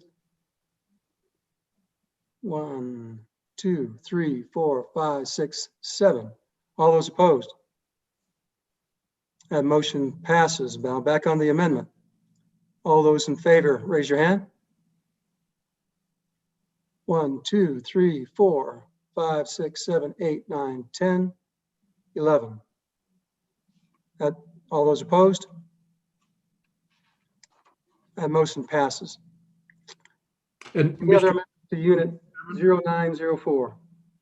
Mr. Chairman, Go ahead. if I may, I think Joint Appropriations Committee in just for public supports this effort, but have been told that the 2.5 that was appropriated was sufficient for the entire process. This ought to certainly get them well down the road, and if we need to come back and fund it further, we will. Mr. Chairman, Senator Kinski. just a note for staff. The amendment to that motion was on a 7-5 vote. Make a note of that, please.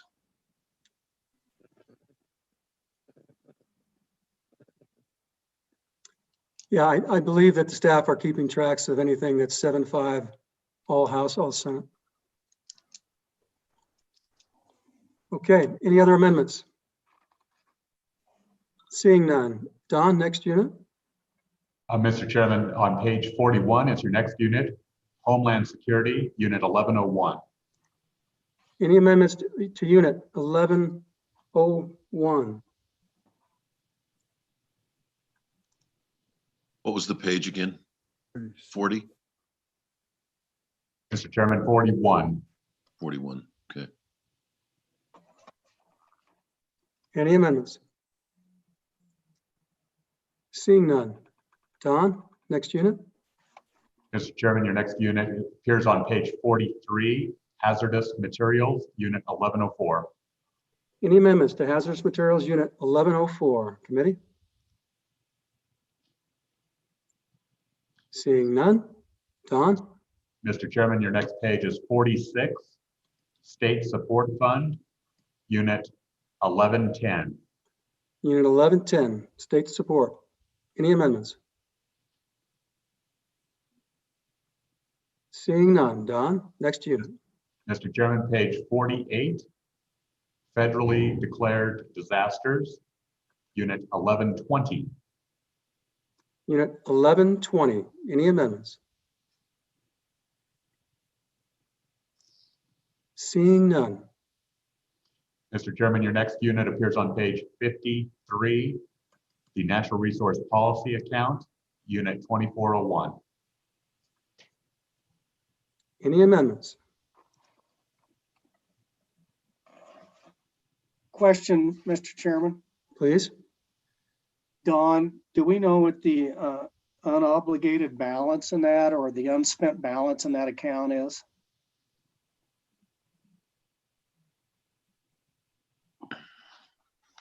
Mr. Chairman, it is $4.1 million. All right, thank you. Do we have any motions? Seeing none. Don, next unit. Your Go next ahead. unit is on page 56, Endangered Species Coordinator, Unit 2601. 2601. Any amendments?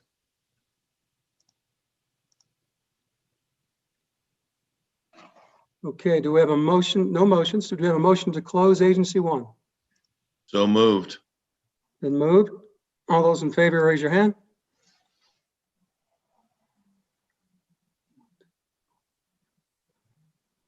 That Mr. motion Chairman, passes. Go Mr. ahead. Chairman, Mr. Chairman, Go ahead. just a point of information. Don, do we need to close an agency since What's the, since we're doing a different process, what do we do here? Mr. Chairman, it's the committee and the chair's prerogative. Okay. Michael? Mr. Chairman, I want to defer to Don, but I wanted to see if we could go back to page 33 real quick. On the coal marketing program, that particular appropriation was passed in another bill last session. This division currently has no general funds in it otherwise. So my question is, I want to clarify whether we need to make a footnote or a alternate way of making this reduction within the budget bill. Mr. Chairman? Go ahead. You'll recall I paused on this unit for a while, and Michael is correct. This is new to the budget. So our proposal on this one, just for the committee's knowledge, and there are about 3 different categories of these, would be to address this in a section 300, likely section 300 itself, transferring funds from this appropriation back to the general fund. Another scenario is that animal indemnity account that you discussed in a standalone piece of legislation this morning. That had some special language about it that put additional protections around that particular appropriations that are not quite the same as this coal marketing. And then there's a third category, which we may need to go into a separate section 300, reach into a bill and change the language of the initial appropriation where a transfer is not possible. My bottom line is all of these will be effectuated with the governor's rec and your motion, but we may have to do it in a couple different ways. Okay, everyone understand that? We'll cross, yeah, that sounds fine, Don. We'll just proceed and do what we need to do when we get there. Mr. Chairman, Go ahead. I've got a procedural question for you. Since your folks know where you're going to amend and we pretty well know where we're going to amend, is it appropriate as we approach a unit? I mean, could we just skip ahead to the ones that there's a known amendment on? And if somebody wants to spontaneously amend, they can slow us down, but couldn't we just skip through to the sections that staff knows there's either a Senate or a House member's amendment pending? Are there, in other words, are there any individual unknown amendments out there? Don't we know who wants to amend what? So, Mr. Senator Kinski, I think, Berth, I think we need to go unit by unit. I mean, that's the customary fashion that we do it. Okay. And what it reminds us as we walk through it, there are often spontaneous amendments. And okay. So I'm fine. I don't think so. Okay. Okay. So this unit, the governor's office has been closed. Mr. Chairman. Senator Representative Summers. Mr. Chairman, just a note, we're supposed to take a break at 10 and my bladder might suggest that this would be a good opportunity if you so chose as chair to allow us that privilege to take that. Sure. All right. We will take a 10-minute break. It's 9:55. We'll be back at 10:05. And we'll begin Secretary of State's when we return.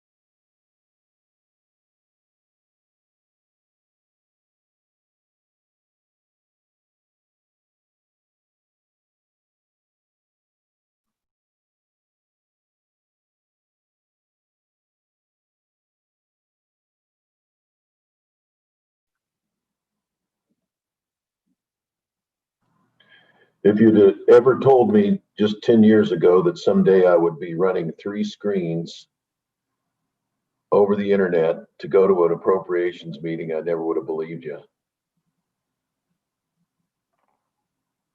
Aren't you lucky? Well, how come you get 3? I've got the you on the laptop. I've got the PDF on a 27-inch screen, and then I've got the list of the amendments on another 27-inch screen. You have to get a docking station so that you can extend the monitors, but Windows 10 is capable of unlimited monitors as far as they know, although I don't know why you'd want unlimited monitors. Senator Maybe Kinski, go ahead, Bob. I was just saying, maybe we need 3 computers on our desk in the legislature now. Well, I can tell you these screens creates a barricade bigger than Charlie Scott's 3-ring binders down in the Senate chambers. You would not be visible to the public. I can hardly wait to get in person and get back to just good old-fashioned paper. Okay. Mr. Chairman, I just have to, Senator Hicks has had that background up several times, and I've always wanted to know where it was at. That is the Nelchina Glacier, or the Taslina Glacier in Alaska. Which is where? Between Copper Center and Wasilla. Does that help you out? Yeah. How 80 do you miles make- north of Anchorage. I Okay. have relatives in Palmer. Yeah, so probably about 80 miles from Palmer. All right, looks like we've got our crew back. We're now on Agency 2, and I think we'll start going faster here pretty soon. Secretary of State's Office, Don, what page are we on? Page 21, Unit Administration, number 0101. So on page 21 or 22? 21, excuse me. Okay, Unit 101, Secretary of State's. Any amendments? Any amendments? Don, next unit. Mr. Chairman, the second unit appears on page 30, the Securities Enforcement Unit, 401. Any amendments? Seeing none, I think that ends the Secretary of State's. Is that correct? Mr. Chairman, that's correct. The next agency is Agency 3, the State Auditor. Okay, we'll just go right to the state auditors. Do we need to move to close the secretary? Do we need to do that or not? Yeah, I don't think we do, Mr. Vice Chair. It's just counting more hands and, all right. State auditors, Don, first unit. Mr. Chairman, the first unit appears on pages 14 and 15, Administration, Unit 101. Unit 101, state auditors, page 15, 14, 15. Any amendments? Being none, Don? Mr. Chairman, page 18 is your next unit, the Game and Fish License Revenue Recoupment, Unit 1001. Unit 1001, any amendments? Seeing none, that would close State Auditor's Office. Mr. Chairman, Go ahead. I have a discussion on Unit 2800. Page? This is the money we put in the state auditor's budget last year for EGI. Don, do we need to do anything to have those funds revert back to the LSRA in this budget?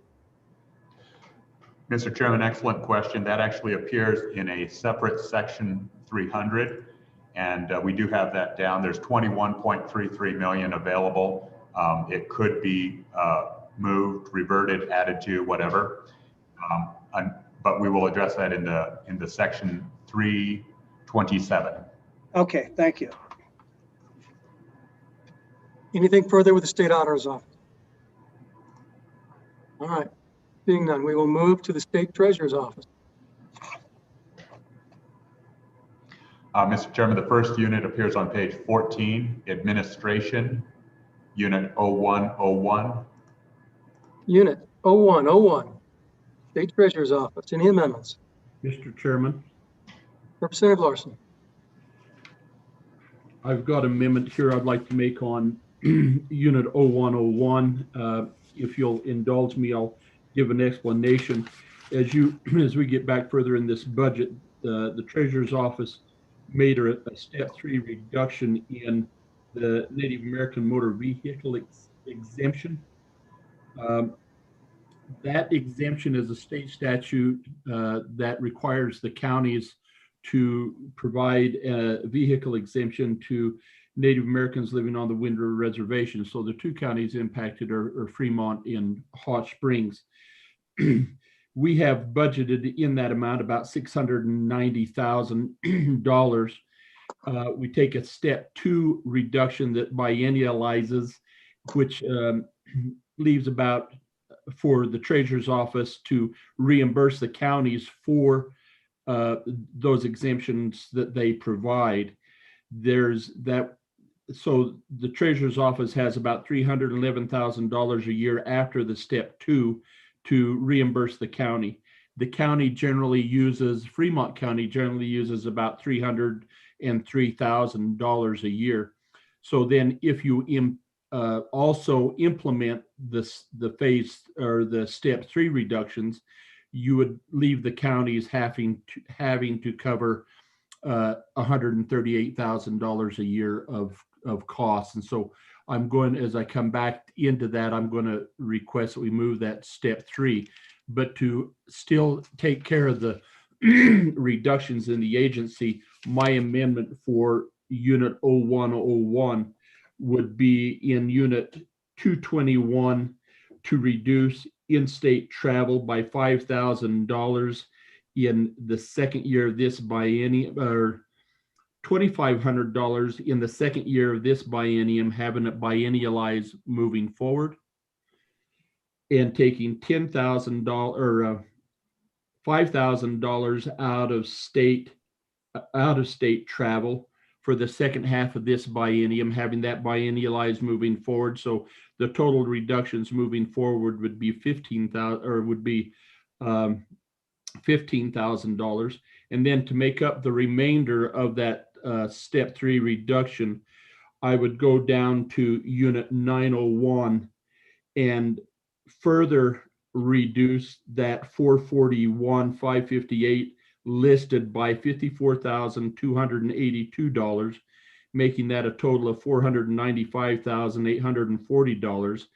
And then I would come over to the governor's changes and increase the second half of this year, or increase that by $27,141, so that second half of that 554 isn't biennialized, that the moving forward it would be. Does that make sense, Don?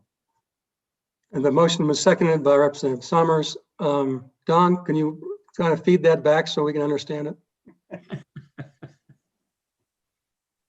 Mr. Chairman, I got the first part.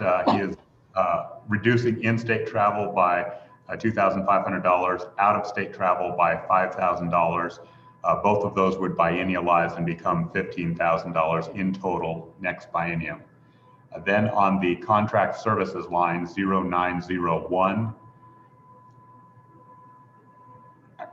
I'll be honest, I did not get that. So, Mr. Chairman, if I may, so I would, in the step 3 on column 4, we have an amount of 441,558. I would increase that amount of reduction. That's probably where I got my language wrong. I would increase the amount of that reduction by 54,282, which comes to a total of 495,840. And then follow similar actions as the governor did to compensate for the second half of the biennium. I would increase that request of 227.79 by 27,141 to make that 247,940. So then, Mr. Chairman, the net is an increase or a cut to that line of how much per biennium when it's all said and done? So, Mr. Chairman, if I may, so moving forward, what the intent of this is moving forward that there would be a reduction of $69,282 coming out of in-state travel, out-of-state travel, and contract services to cover the costs of the that would have been transferred to the counties for the tribal vehicle registration exemption. Mr. Chairman, so what was the biennial amount just on the 901 series, net? Moving forward will be 54,282. Okay. Mr. Chairman, I apologize. Okay, further questions? Yes, Mr. Chairman. Go ahead. I follow the 221, 222, and the 901. I didn't get the Native American vehicle registration, and I was trying to flip through my book to see where the treasurer had reduced the amount of that funding. Mr. Chairman, if you'll go to page 19 in that office is where that shows up. Okay. And where's, Mr. Chairman, where's the narrative for that? There, it would be on 20 probably, or 18. Yeah, that's not there. It doesn't have one. No narrative on that reduction. Interesting. It does. Vice Chair? Mr. Chairman, I would like to move to divide the motion. Okay, please proceed. I would just divide the in and out state travel as one item. And then the second division would be the 901 series. So I would find that to be divisible. And is there a second? Second. Moved and seconded. All right. Which one would you like to take up first, Vice Chair? In and out state travel. Okay, please proceed. I think we ought to adopt that one and then have a discussion on the next one. All those in favor of the division number 1, raise your hand. That motion passes. Division number 2, Mr. Vice Chair. Mr. Chairman, I think that what I'd like the committee to do is consider defeating this portion of the amendment. And then I think that we have an amendment coming in on this section that would resolve that issue. Could you give us a little synopsis of what that might be? Senator Guru. Thank you, Mr. Vice Chair. Yes, that we would be moving to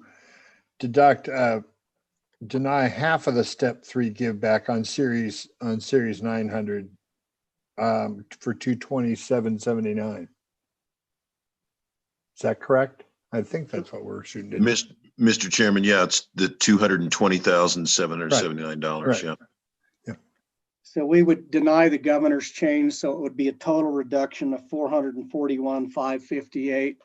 I believe that leaves more than sufficient money to accomplish when Lloyd comes back, or Representative Larson, and the Native American license plate. So Okay.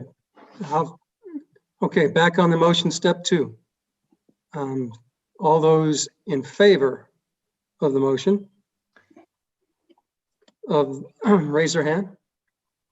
It's division 2. Division 2, correct. You have a question, Representative Schwartz? Just could I get that read to me again? I didn't quite catch. We're just voting on Lloyd. We're just voting on Lloyd's now. Right.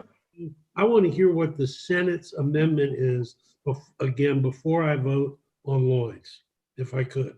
Sure, go ahead. Okay. Our motions could be to deny the step 3 on division 900 in the amount of 227.79. Mr. Chairman. Go ahead. And somebody's going to explain it better. Well, I would direct Representative Schwartz to page 13 of the treasurer's narrative. where the governor cut it in half, but actually the treasurer said he could absorb the entire thing in the remaining period of the biennium. So, Mr. Chairman, to answer Representative Swartz, to clarify, what we're going to do would be to deny, so if you go to column 6, would be to deny the governor's changes, and then accept the step 3 reduction, which is 441,000. So we would eliminate the entire 441,558. We would accept that reduction. Mr. Chairman. Go ahead, Representative Larson. So Senator Hicks, then what that will do is that will biennialize that 441,558 moving forward to 882 plus, and just to make sure that that's your intent. Ooh. I think Mr. Chairman, I think it biannualizes to 440 going forward. Don?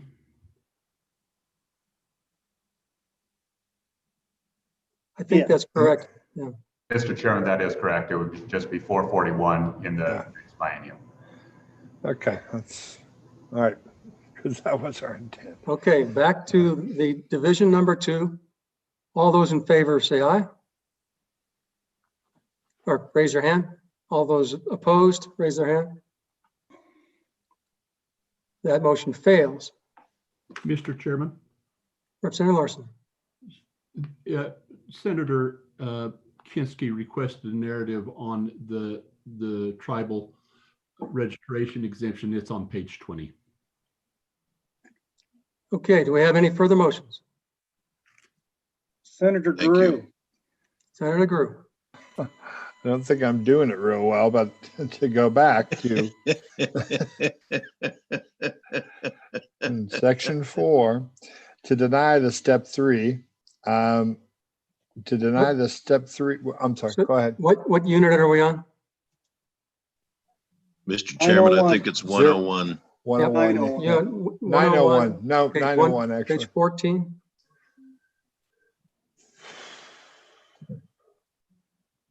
Okay, please proceed, Senator Guru. Yep, it's page 14, 901 is what I have, in the amount of 227.79 to reduce. So Don, the motion would be to amend the governor's, adopt and amend the governor's rec. Mr. Chairman, I think you could say deny the governor's recommendation to reduce the give back of 220,779. Sorry, I don't want to make motions in the negative, and I'm not trying to. I'm not trying to be difficult. Is there a better way of saying that, Don? Mr. Chairman, you could say approve the agency request. There we go. Okay. There's a motion to approve the agency's request on unit 0101, page 14. And they're seconded by Representative Summers. All those in favor, raise your hand. Mr. Chairman. Go ahead. Mr. Chairman. So, Mr. Chairman, I'm okay with this, but I think Representative Larson might correct me, but his will be a kind of a biennial. This kind of won't cover it in the next biennium. It doesn't really matter. It's not that much money. But as long as everybody recognizes that it'll cover it this biennium, but not moving forward. Let's just put it that way. Is that correct, Don, or am I mistaken? I think it does. Mr. Chairman, the $220,779 is essentially a one-time cut from the Senate's motion, because the full 441 would biennialize with or without this motion. And that's what Representative Summers is getting at. Okay. It's fully paid for 1 year.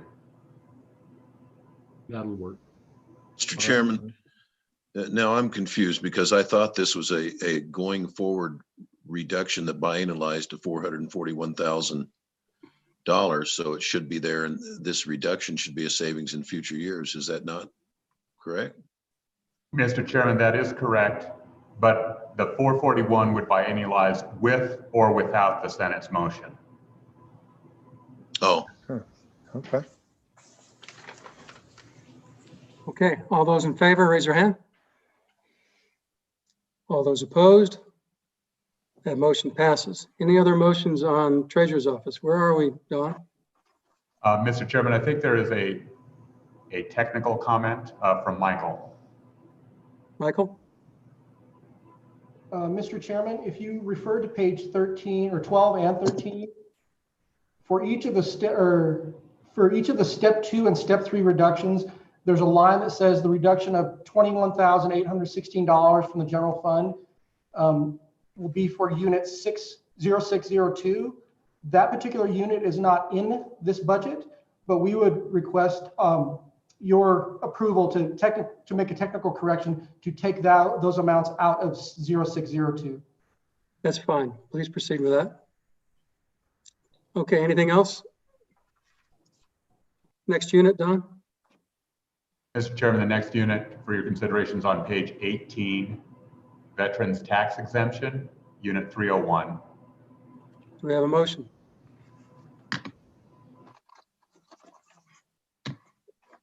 Do we have a bill on this circulating? Mr. Chairman, that is correct.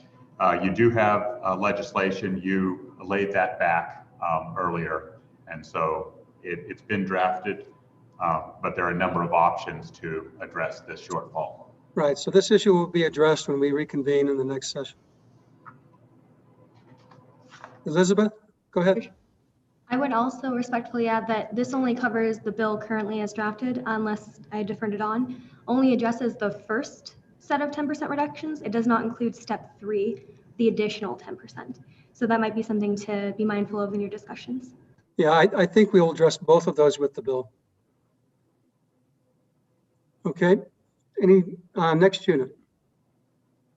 Mr. Chairman, the next unit appears on page 22.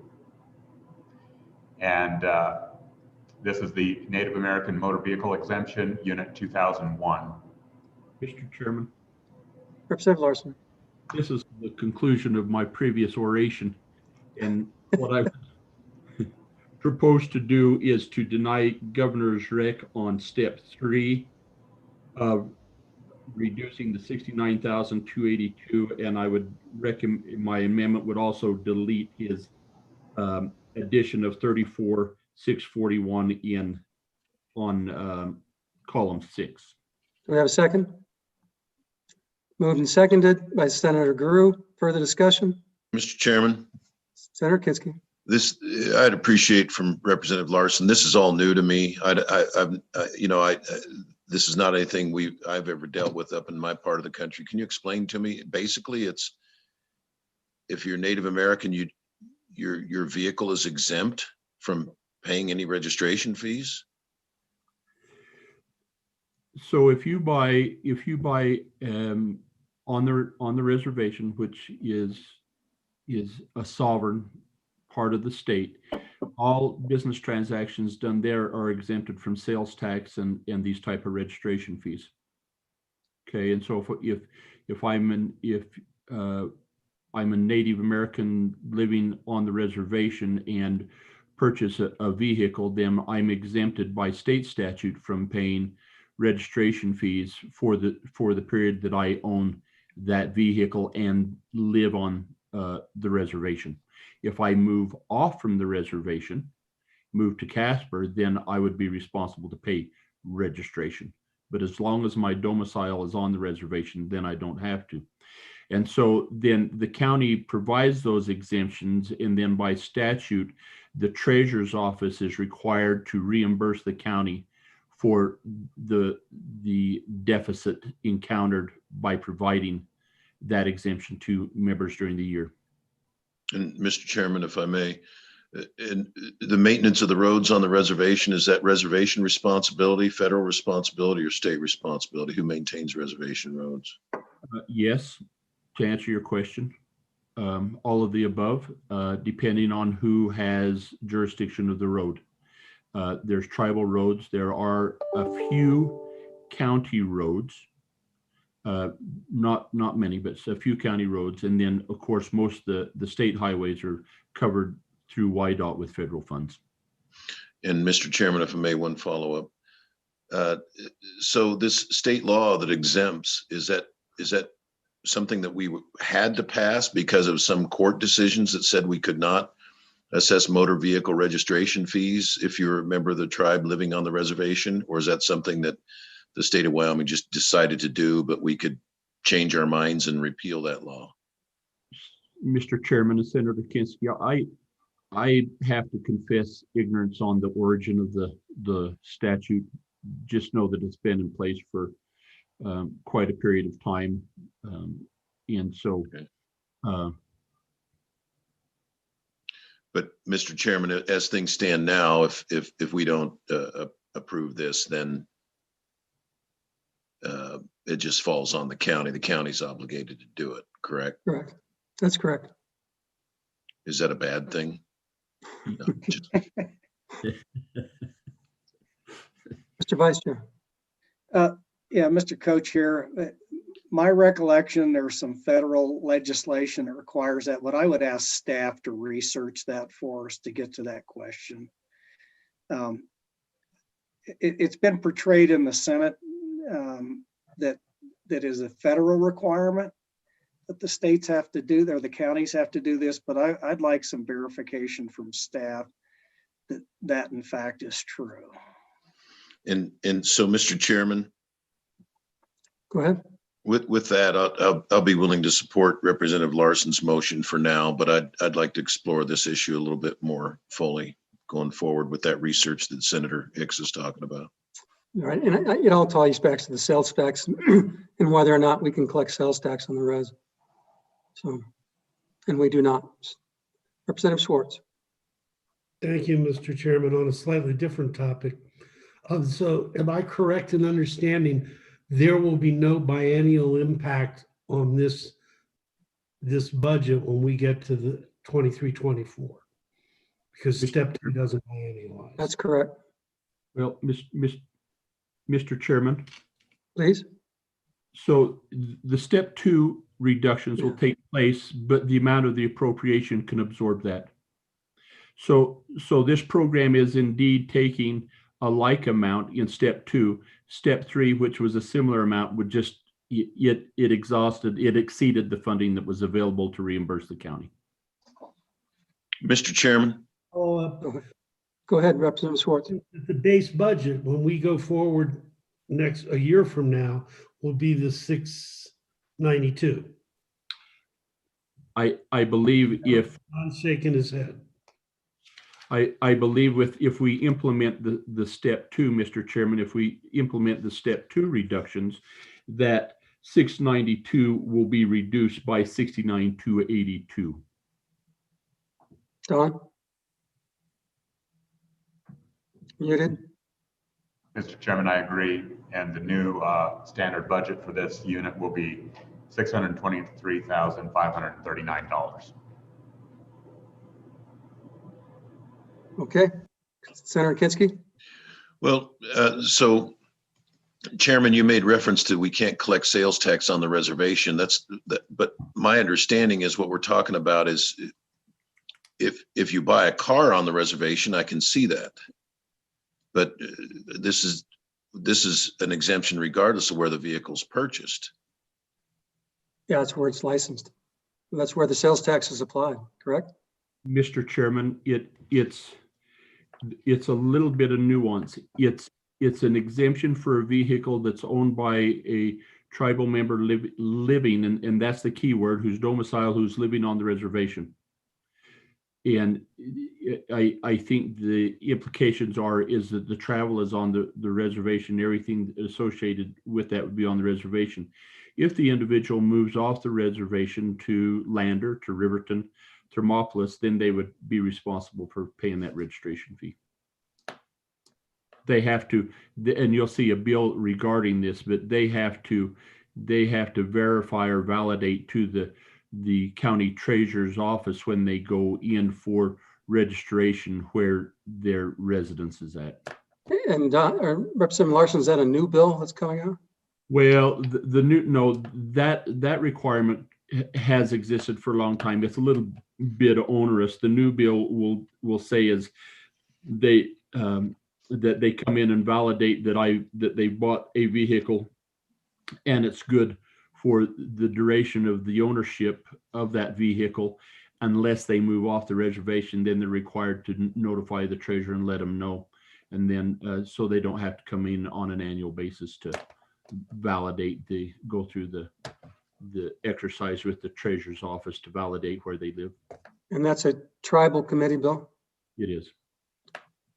Mr. Vice Chair?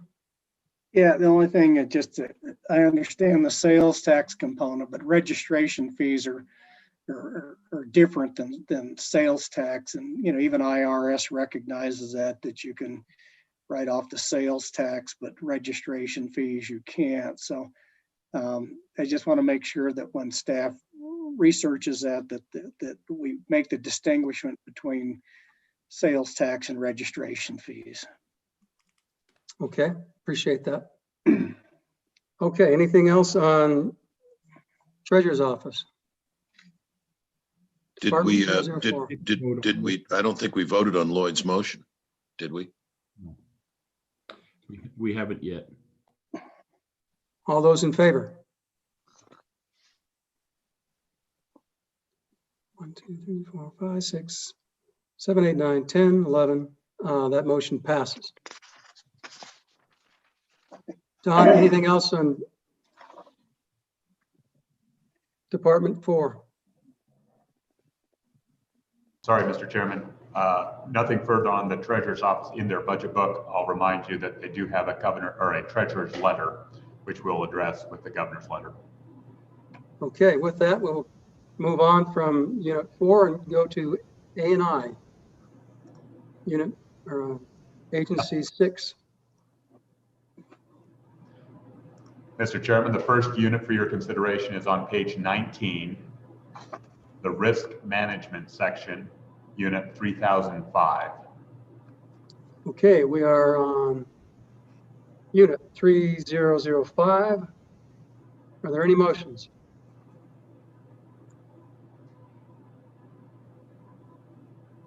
Any motions? Seeing none. Don? Mr. Chairman, the next unit is on page 22. The unit is leasing, unit 3008. Unit 3008, leasing. Are there any motions?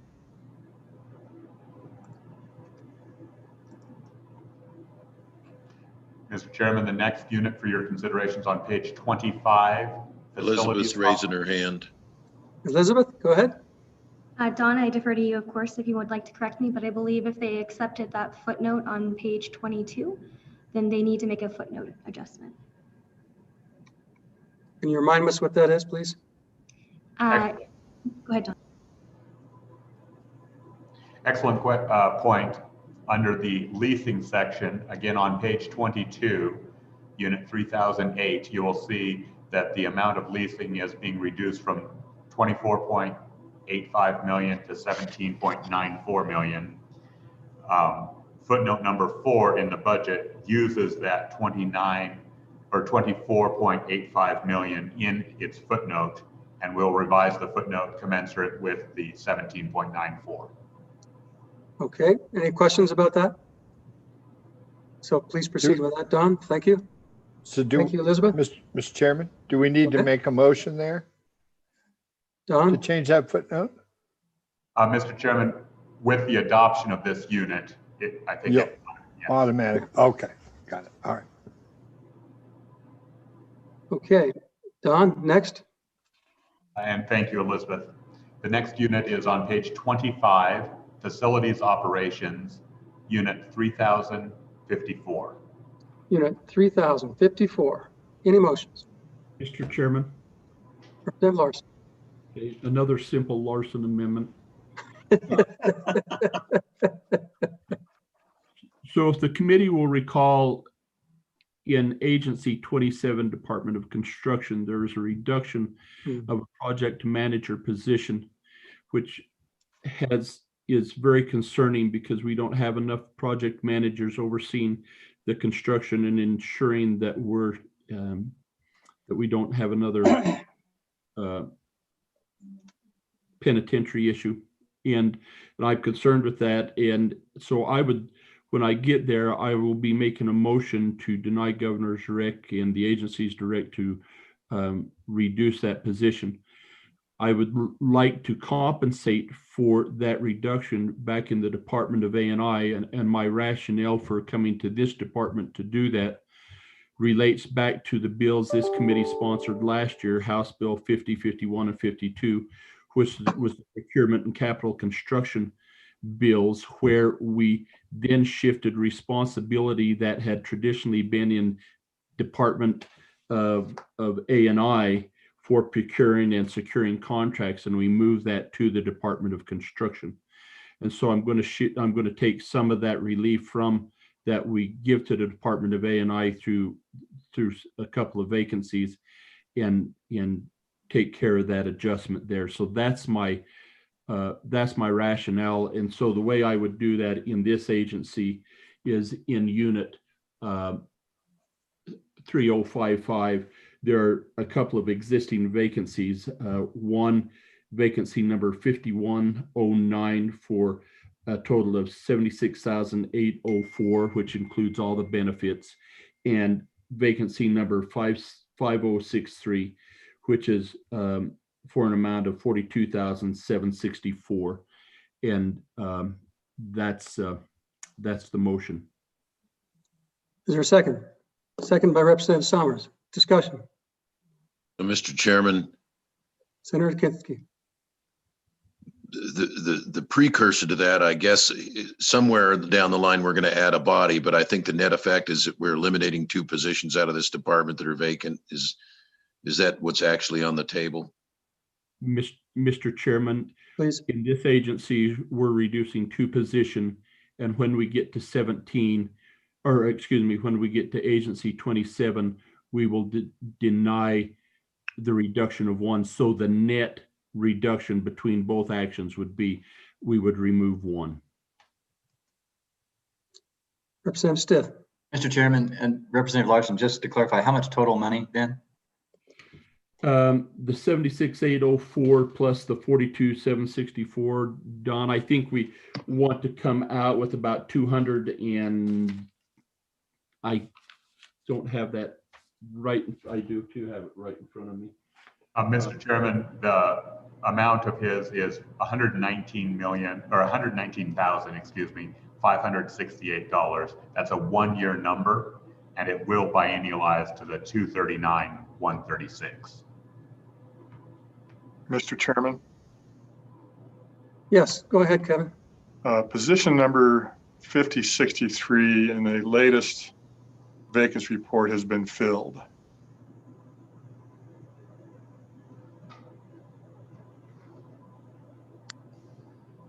So Representative Larson, do you want to amend that so it doesn't tie to a specific position and just take the amount? I would take the amount associated with, that's maybe perhaps Dawn might have a suggestion. Mr. Chairman, I think you were 1 line up. It was actually, or I was, position 5071 is what you're. So if I could amend the position 5071. Okay, I think that's typographical, so that's the intended position. So back to the discussion, Representative Schwartz. Thank you. What was the other position number, please, Representative Larson? 5109. Yes, thank you, Mr. Chairman.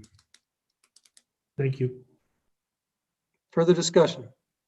So just for the benefit of the committee, Mr.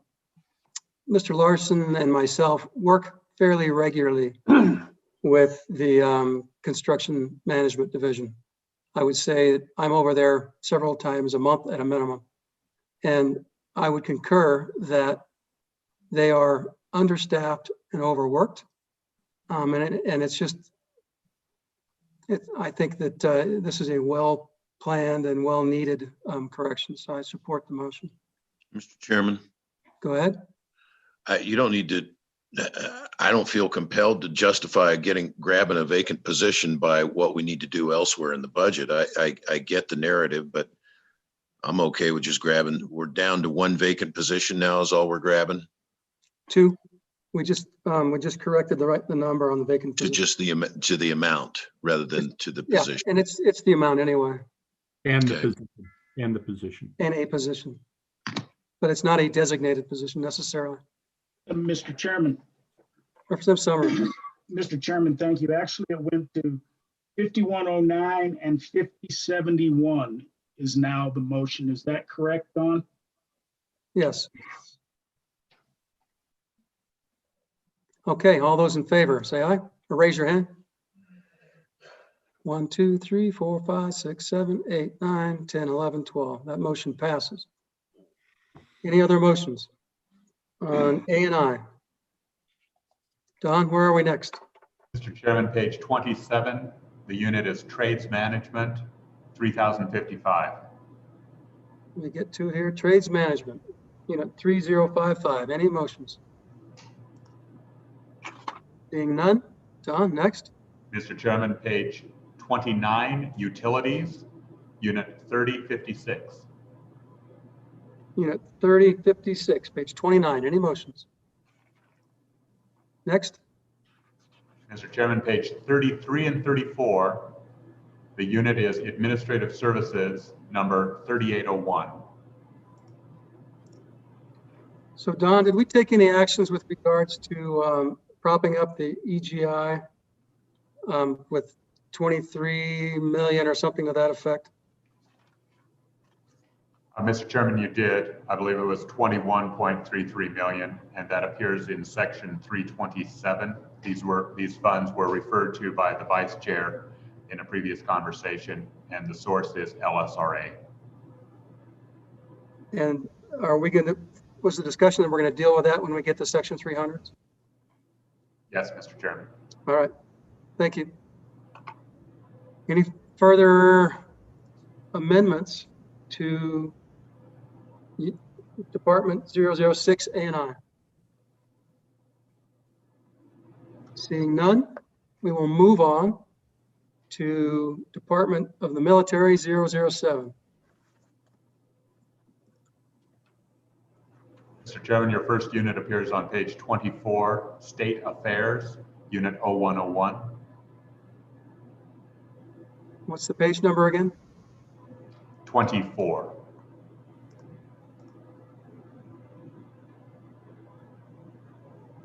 Any amendment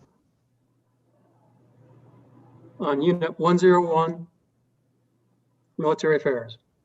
Seeing none. Don, next unit. Page 27, First Responder Retirement, unit 111. Amendments to unit 111. Seeing none. Next unit. Mr. Chairman, page 31, Army National Guard, unit 401. Unit 401. Any amendments? Next. Mr. Chairman, page 34, the National Guard Youth Challenge Program, unit 405. Unit 405. Any amendments? Mr. Chairman, Senator Kinski. Mr. Vice Chair, could we have a caucus? Okay. The answer is whenever you ask for it, we will do it. So we will go to a breakout meeting and just will be notified when you guys come back. Thank you. Mr. Chairman, should we also go to one just to Yep. conflab? Yeah, we'll just do it automatically whenever it's called for.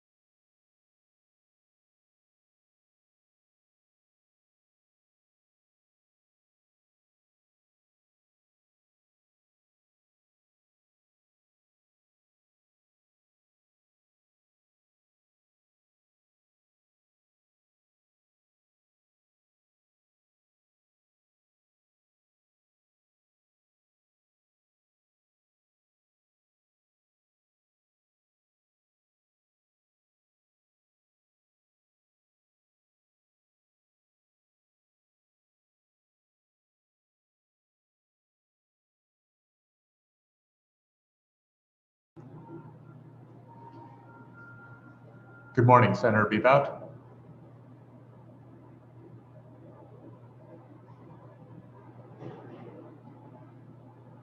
Can you hear me, Senator Bebout? Go ahead, Don. What now? Yes, we are live on YouTube. I just wanted to acknowledge that. There is a breakout option that you can take. If you click on the screen, you will be taken to a room kind of like the coffee room with just senators. It's like time travel, Don. You just appear somewhere else.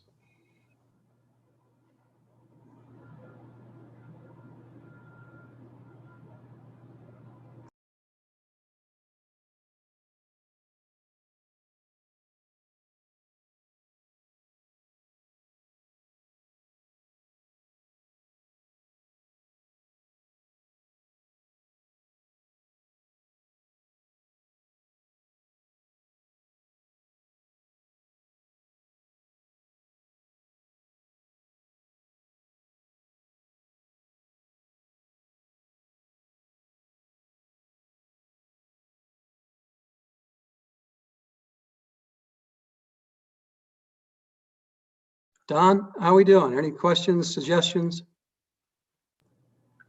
Mr. Chairman, I recognize that we're proceeding a little bit slower than normal, but it's actually a very good pace for staff. Okay. With that, we'll keep it up.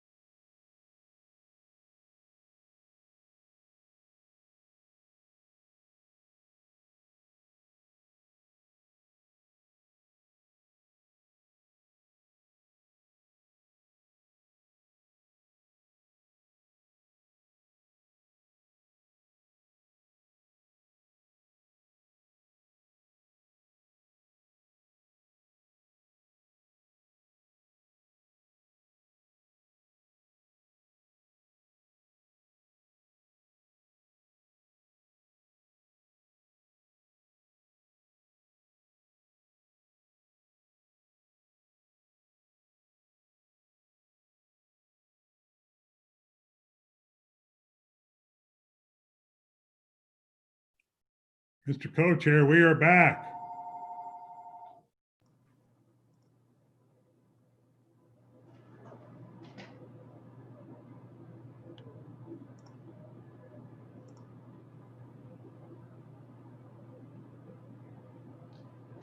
Mr. Chairman, I believe you're muted.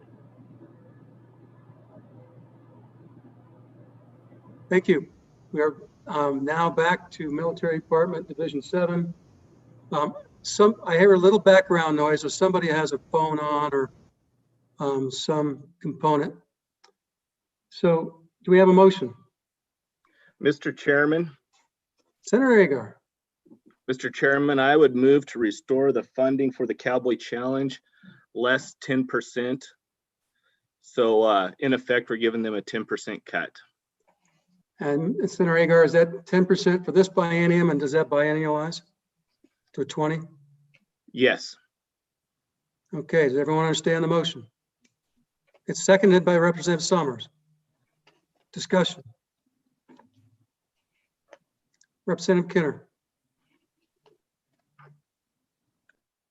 Turn my mic on. Thank you, Mr. Chairman. I would like to move an amendment to the amendment, and that would be to have a total reduction for the biennium, the upcoming biennium of 20%, and have half of that funding come from the general fund. Is there a second? Seconded by Representative Summers. Discussion, go ahead. Mr. Chairman, go ahead, Representative. Vice Kennedy. Chair Hicks. No, I'll listen to the rationale. Well, I think that we wanted to try to take, as we all know, the education funding has a huge issue, and I think this was just a thought just to take a little of the pressure off of that. As you know, we've got a lot of issues to work on there, and thought this might be a good way to help out a little bit. Further discussion. Senator Mr. Vice Chair. Chairman. Go ahead, Larry. Mr. Chairman, I would speak against this motion. This is an educational program. If they take a 10% cut, that's certainly commensurate. Right now, we don't have any cuts, reductions coming out of K through 12. Because this is an educational program, I think it's appropriate. These kids are coming out of the current system. It actually costs us less per ADM to educate them in the Cowboy Challenge than it does through the normal K through funding mechanism. And as far as trying to shift the cost off of the school foundation program, I think it just, when we do this, and we've already done this in numerous other places in the budget to the tunes of, excess of $50 million, I think it obfuscates to the public and to the legislature the true cost of what K through 12 education. And we can't move all of K through 12 onto the general fund. And so I think this is just a backwards move to continue to burden the general fund. And so then we got to go in the general fund, and we got to cut more services out to elderly, disabled, children programs, all these other areas. And so I am adamantly think this is a wrong direction to go, to shift this burden onto the general fund, that then we have to reduce services to everybody else in the state of Wyoming. Against the amendment. Mr. Chairman. Go ahead. Mr. Chairman, I'm not sure if I'm on or in favor of the amendment, but I do recognize that there are out-of-state participants in this. I think it was mentioned at 30%. So perhaps 50% isn't the right number, or perhaps 20% isn't the right cut to compensate for those out-of-state members. But I think as we think about this, maybe we should consider that. And Mr. Chairman, since the Senate's proffered this, we've come back with an amendment. I'd like to have a breakout to kind of see where we're at on this and discuss it again. Okay. Before the breakout, Mr. Chairman, I'd just like to confirm with Senator Agar, it's 10% for this biennium and 20% biennialized. Is that correct? Correct, Mr. Chairman. And so Thank you for the before we go out, confirmation. Don, what would be the proper motion? Because we have the governor's rec. And so how would we amend the governor's rec? And we have the letter. Right, Mr. Chairman, I believe the letter is not at issue here, and it gets thrown to the side. You can just deny it outright when we discuss that.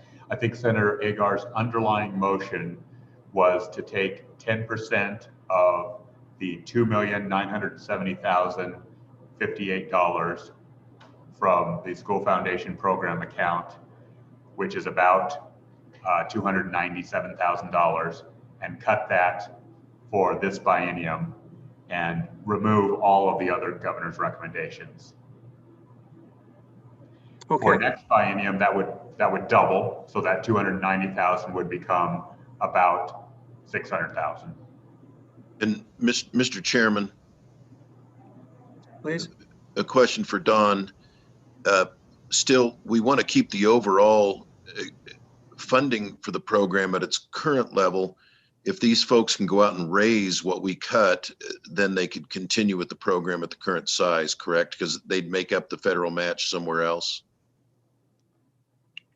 Mr. Chairman, as I understood, Senator Agar's motion did not adjust the federal funds, so they would be available there. Okay. Thank you. Okay, does everyone understand the motion and what happens? Mr. Chairman, Go ahead. I'm a little confused on the Representative Kinner's motion. So the governor's, so this is funded by school foundation dollars. And so in the Senate's amendment is to reduce that school foundation dollars by 10%, which biannualizes to 20%. Then Representative Kinner's motion is to come in and double that, if I'm understanding correct, and would like clarification on it. So that's 20%. Then does that biannualize that amount moving forward? And then half of that reduction, half of that 20% is general fund, but there isn't general fund in there to be reduced, is there? No, so clarification, thank you, Representative Larson. So my understanding, and I'm glad it was clarified, was that Senator Agar's motion was a 10%, and I didn't understand that that would have been biannualized, but that was my hope, to get it to 20%. And then my other thought was to take general funds to pay for half of it.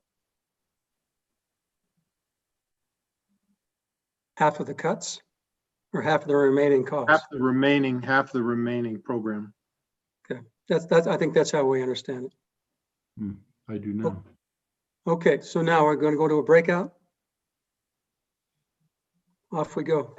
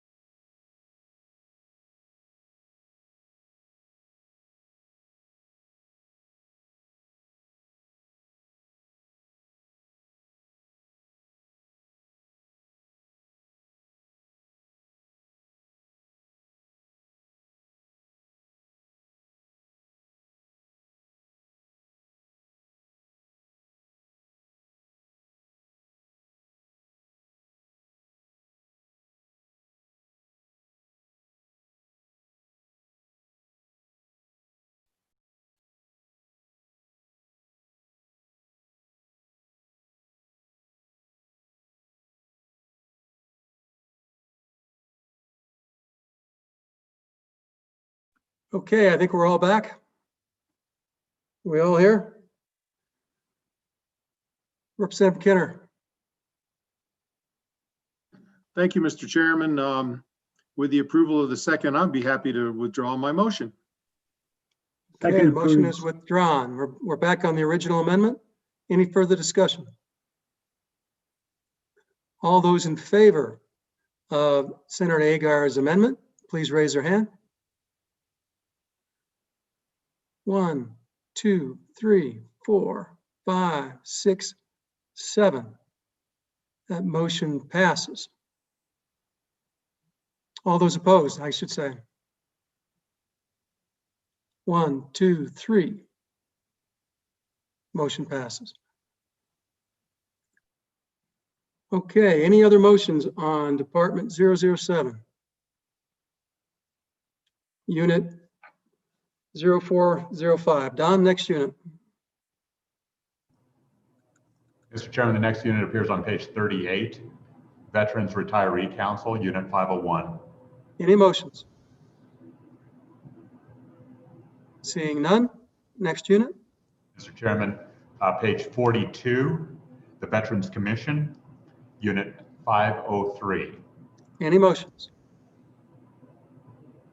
Seeing none. Mr. Chairman, page 48, Veterans Burial Teams, Unit 504. Unit 504, any motions? Seeing none, next unit. Mr. Chairman, page 48, the Veterans Museum, Unit 505. Representative Walters. Thank you, Mr. Chairman. For this, I would like to amend the governor's recommendation. And in doing so, I would like to approve a total of $150,000 to get through this biennium. Adding a footnote that would say this funding is only available if they contract with state parks to allow state parks to run the museum. And that 150 would biennialize to 300,000 for the next biennium. We have a second on the motion. Seconded by Representative Kenner. Discussion? Representative Schwartz. Thank you, Mr. Chairman. Just clarification, Representative Walters. So this is state parks, for whatever reason, is not able to take over management of the museum. The appropriation does not occur?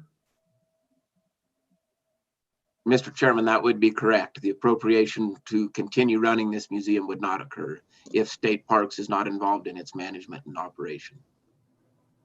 Mr. Chairman. Go ahead.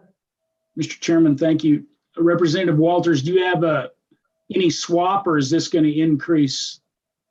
Is this an increase, or are we doing a swap? Mr. Chairman, I will have a proportionate reduction in the Department of Insurance through their WIP program. So it is a net zero to the general fund at the end of the day, but the next department where that reduction takes place is in 044, so it's later in the day. Representative, go ahead, Vice Chair Hicks. I see Representative Kenner's got his hands up, Mr. Chairman. Go ahead, Representative Kenner.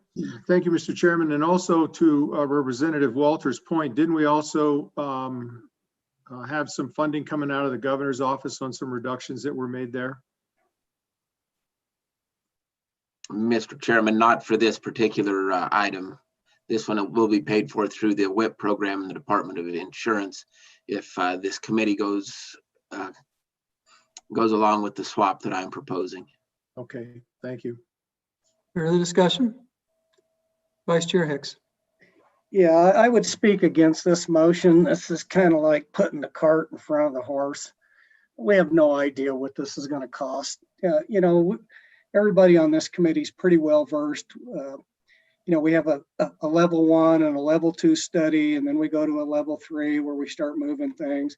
To just start throwing out, and we heard testimony from state parks on this very issue that they hadn't even contemplated this. This is so premature right now that we're just going to obligate monies for something that's going to sit there. I'm not opposed to the concept. I'm just opposed to the process. And I honestly think that this audit first process should get the military department together, the state parks together, come up with a proposal to JAC, see what that would take monetarily wise, consultant wise. This is just putting money and parking money in front of the horse, and that ain't going to pull that cart. Again, may be a good idea. It's just way too preliminary to start obligating money at this point in time without further discussions of the agencies involved. Thank you, Mr. Vice Chair. And just my comment is I would respectfully disagree. What we're doing is we're telling the folks in Casper, this is how much money you get. You either make it work, you make it fly. If it takes private funds, you do it. We're avoiding all of the political processes and agency processes by just saying, get it done or move on. So this is the best way to do it. If we do it the way that the Vice Chair just explained, it may cost more money and more time. We're not going to let that happen. So we're going to make it quick and easy. It's a yes or no, and they'll figure it out. Mr. Chair. Go ahead, Senator Kinski. I guess I'm not following the logic. I thought this program had been passed from the parks had passed on it. The military inherited it. It's a program that just can't seem to find a home. I don't know what, aren't we just postponing the inevitable here by putting this additional funding in? Representative Walters. Thank you, Mr. Chairman. This is a museum that's supported well by our community. The airport and the airport board donate the land, help with the utilities. There's a 501c3 nonprofit that raises private funds to help support the museum, and the military department just really isn't structured to facilitate museum operations, whereas state parks has multiple museums throughout the state of Wyoming. They understand operations of museums. They are well versed in the operation of museums, and so it makes sense to have the agency that is well versed in museums operating the museum. And I think Co-Chairman Nicholas had a great summary of it, that rather than go through all of the gyrations of government, we can provide the money for this museum, tell them this is all they get. This is already a significant reduction from what they've been operating it on. Private funds will be used to augment where necessary and as necessary. And I think this museum does provide a great benefit to the state of Wyoming from a tourist standpoint, from an educational standpoint, and certainly benefits all of Wyoming. So would appreciate your support. Thank you. Senator Viva. Thank you, Mr. Co-Chair. And all good arguments. I'm reminded of the state territorial prison. And we started talking about that, and for all the same arguments that I'm hearing today, it was a great idea. We kept telling Laramie we didn't think it would fly. And, $4 or $5 million later, through a local, I think a sales tax, they spent more money, never flew, never would work. And finally, through an amendment several years ago, the state parks ended up with it. It's still not really working. So, I get what we're trying to do. It makes a lot of sense, but sometimes it's just best to say no. Senator Steinmetz, go ahead. Thank you, Mr. Chairman. Just a point of information. I was under the understanding state parks had this before and then it moved back out. Could you clarify that for me and let me know if I have the accurate information? Thank you. Mr. Chairman, I believe many years ago, state parks did, and I do not know the history of why it went over to the military department. There may have been military issues. I don't know that answer. Senator Hicks. Yeah, Mr. Chairman, I don't know. Well, maybe let me just say, I think we can accomplish this, what you suggested, Mr. Co-Chair. We can certainly footnote the budget of those two agencies and tell them to come up with a plan. If this committee is so inclined to direct them to do something, I don't know that we need to spend money to tell an agency that they need to get together and work on something. And then I guess I would concur with Co-Chairman Bebout. Does anybody think that this isn't going to cost the state a lot of money going down the roads at a time when I'm not so sure that we should be taking on more infrastructure projects and more liabilities? Again, I'm not opposed to the concept. I'm opposed to, Mr. Chairman, that we just put money out there and expect that something's going to happen. Again, we can do that through a footnote process with any agencies and direct them to do that. So on and against the amendment. Yeah, Mr. Co-Chair. Go ahead. Yeah, the only thing I would add, I like what Senator Hicks is talking about in terms of trying to have them work it out without the money, but I'm not sure Representative Walters would want to do that. So, let's see how this vote goes. And if it passes, it passes. And then if not, maybe we could come back with some kind of a compromise. So I'd call for the question. Okay, question being called. All those in favor of Representative Walters' amendment, raise your hand. 1, 2, 3, 4, 5. 1, 2, 3, 4, 5, 6. All those opposed? That motion passes. Any further amendments?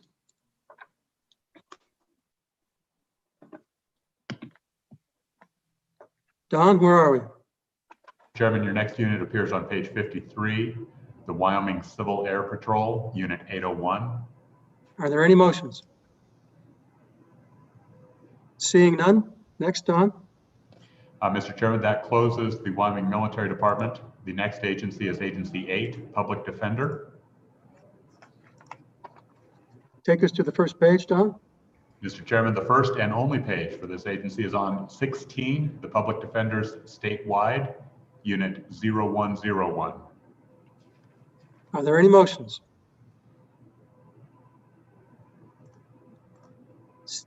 Elizabeth? I will of course defer to Don, but if you adopt this motion, we will also need to do a footnote change. And Don, could you describe the footnote change? Mr. Chairman, that is correct.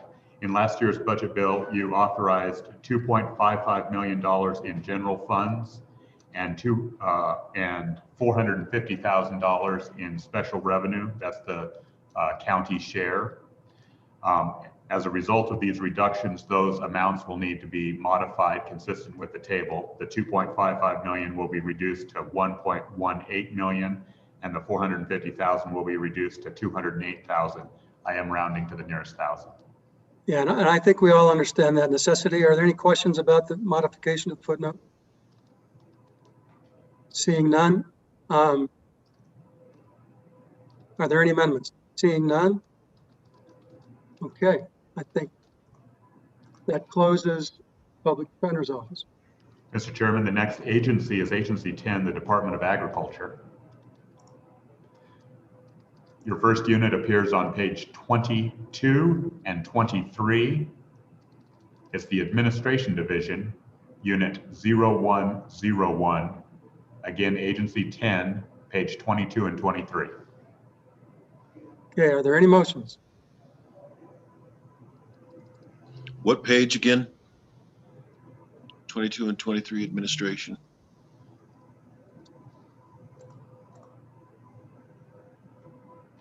Any motions? Seeing none. Next. Mr. Chairman, page 26, the Board of Agriculture, Unit 102.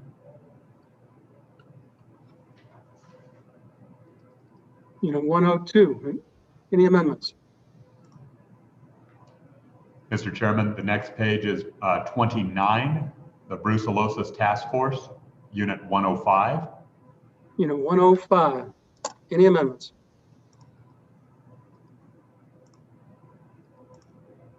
Mr. Chairman, page 33 is the next unit, Livestock Market Reporting, Unit 204.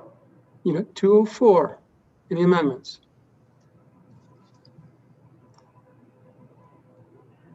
Next. Mr. Chairman, page 40, the Consumer Protection Division, Consumer Health Services, Unit 302. Any amendments?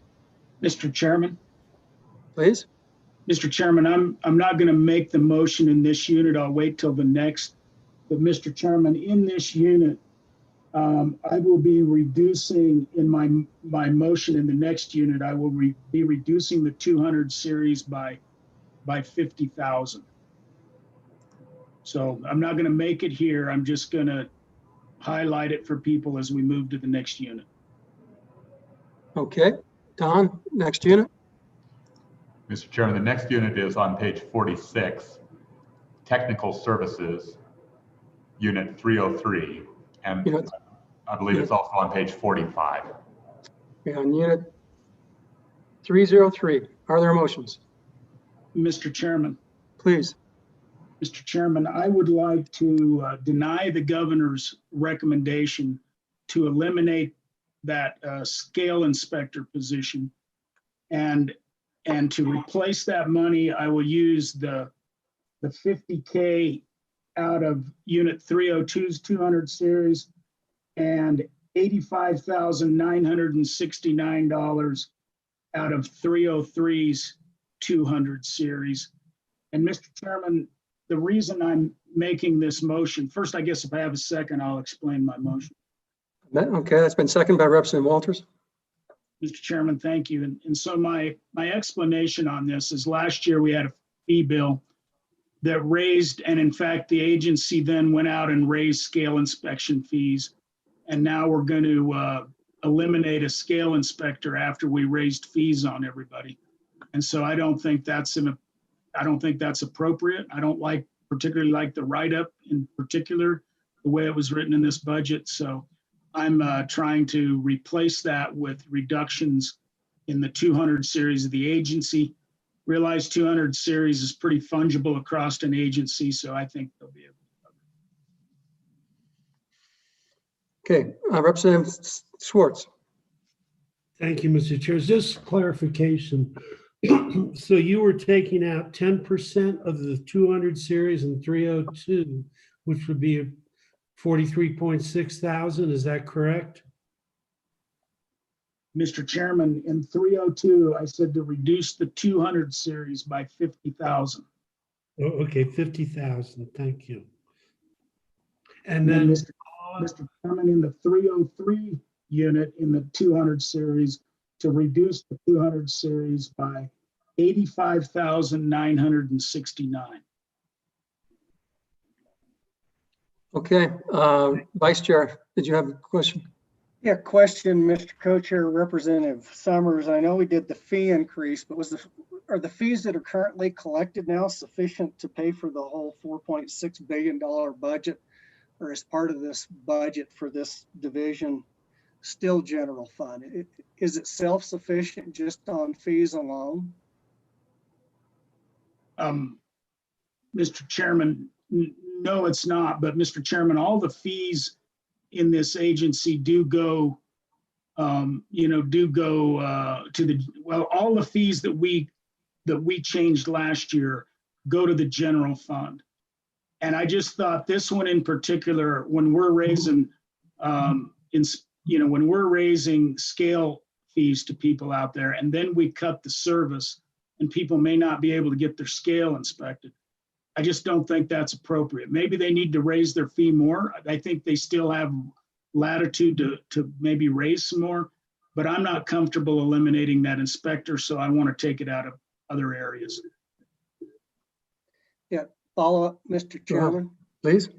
Yeah, the question is, and I'm trying to recollect, but my recollection from the testimony from the director is they didn't feel like there would be a reduction of services that they could compensate with that. Is my recollection correct, or am I wrong on that?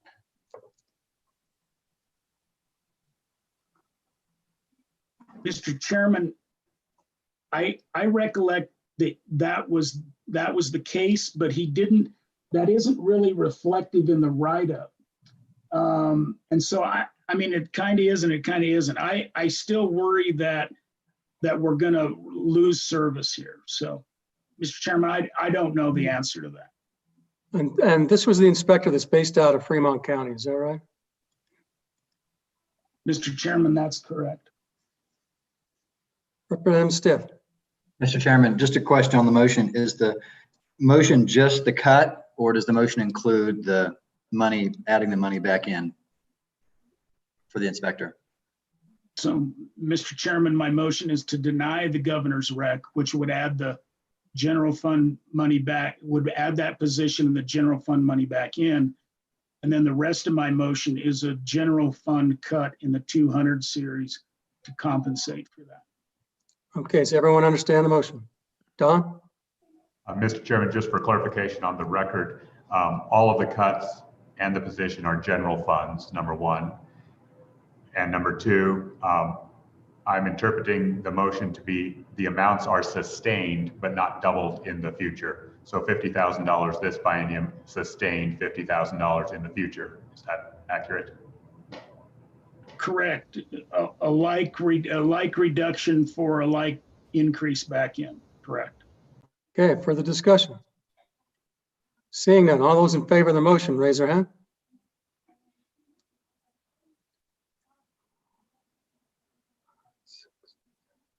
All, that's 8 in favor, all those opposed? That motion carries. Any further amendments? Don? Yeah, I'm sorry, Mr. Chairman. Senator Kinski? Mr. Chairman, I would move in Unit 303 to deny the governor's rec, to cut the weed and pest district grants, which would restore 385,000, of which 36,000 is federal funds. So but deny the governor's rec and restore the 385,000 weed and pest funding. Is there a second? Seconded by Senator Grew. Discussion? Question? Question being called. All those in favor, raise their hand. No. Oh, okay. I'll use a better term next time, Mr. Chairman. So, Senator Kinski, so do you have a proposal someplace else to cut other funds to where we maintain a percentage of cut there or something? I understand I recall the conversation on using this is being taken away from weed control on state lands, which I think we all recognize. So if we're going to put this money back in, where do you have a suggestion where we could take it from? Mr. Chairman, Representative Larson, originally I was going to hack it out of their 100 series, but my colleagues pulled me in from the ledge. And I do not have an offset at this time, but this is it's important that we keep up this war on weeds. Further questions? Seeing none. All those in favor of the motion, raise their hand. 1, 2, 3. That motion fails. Mr. Chairman. Well, wait, there are more hands than that. I'm seeing more hands than that. 1, 2, 3, 4, 5. The motion still fails. Any other motions? You're muted, Representative Larson. Mr. Chairman. Let's count the opposed votes just to make sure. It was kind of hard for me to read all of the. I agree. All those opposed? 1, 2, 3, 4, 5, 6. The motion fails. Is there an amended motion? You want to try it in half, Senator Kinski? Sure, Mr. Chairman, I would move that we restore half of that funding that the governor's rec. All those in favor, raise their hand. That motion passes. All opposed? That motion still passes. All right. Thank you, Mr. Chairman. You're welcome. Any more amendments?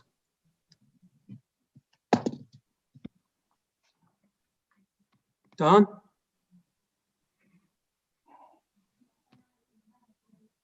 Mr. Chairman, the next page is 49, Analytical Services, Unit 304. Unit 304, Analytical Services. Do we have a motion? Seeing none, next unit. Mr. Chairman, page 52, the Seed Lab in Park County, Unit Lab. 311. Do we have a motion? Seeing none, next unit, please. Mr. Chairman, page 55, ADMB Rabies, Animal Damage Management, Unit 313. Any rabies motions? Seeing none, to next unit. Mr. Chairman, page 59, the Grain Warehouse Program, Unit 316. Do we have a motion? Seeing none. Mr. Chairman, Representative Summers. Mr. Chairman, I do want to make a comment on this because you may see a fee increase here. When we dug a little deeper into this money is being used in multiple units, not even associated with Greenhouse Warehouse Program. I think only about 25% of what is appropriated here is actually used for this program. If the email that Representative Walters and I got from the director is correct. But you may see in the fee bill an increase in the fee that's in this program. It could never compensate for all of it because all of it is not being used for this purpose. But I just wanted to highlight this particular unit and to the body as we move through the fee bill. Okay, I appreciate the information. Next unit, Don. Mr. Chairman, page 63, the Animal Damage Management Program, Unit 317.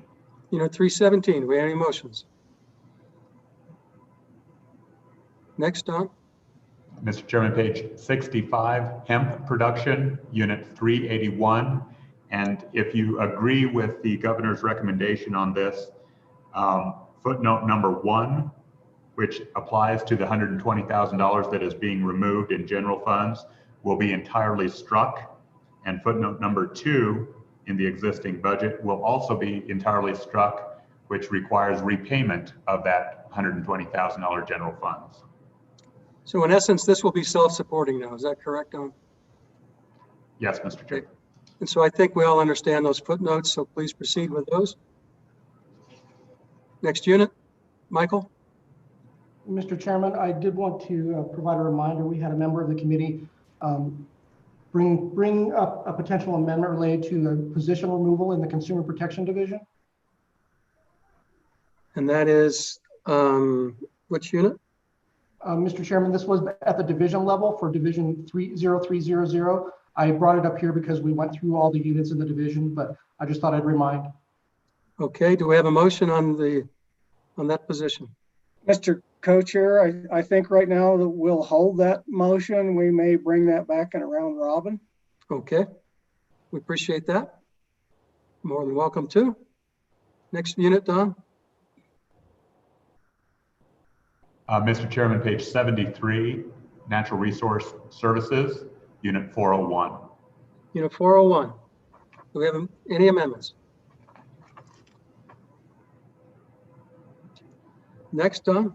Mr. Chairman, page 77, the Emergency Insect Management Program, Unit 451. Unit 451. Any motions? Seeing none, please proceed. Mr. Chairman, page 81, the Pesticide Registration Program, Unit 601. Do we have a motion? 601. Mr. Chairman, Senator Kinski.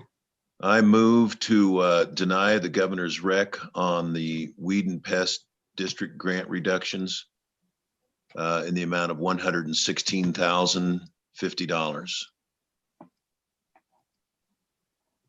So I don't see that number, corresponding number on the, I don't either.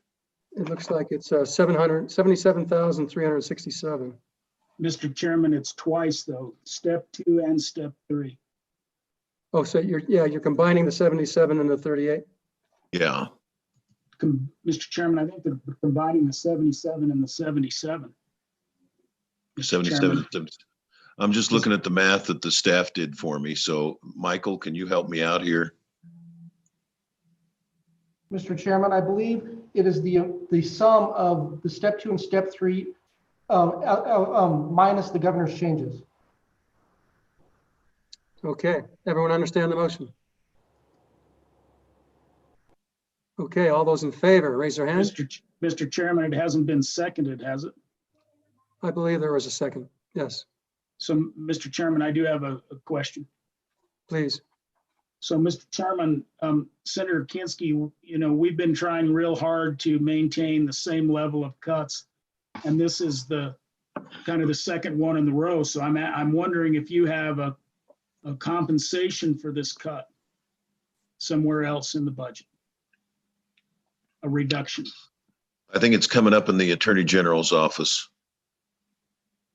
Or did we already do that one? No, Not yet.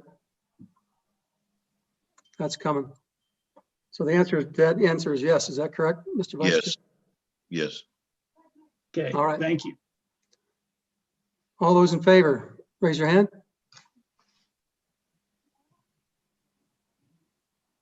1, 2, 3, 4. All those opposed? 5. All those opposed? 1, 2, 3. I think that passes.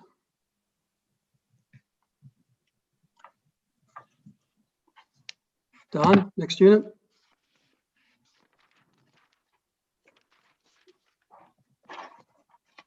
Sorry, Mr. Chairman. The next unit appears on page 88, the State Fair Operations, Unit 801. Do we have a motion? Seeing none. Don, next unit. Mr. Chairman, page 91, the State Fair Board, Unit 850. Do we have any motions? Seeing none. Don, Mr. next Chairman, one. Page 96 closes out the Department of Agriculture Predator Management Program, Unit 1501. Any motions? Any other motions on Department of Agriculture?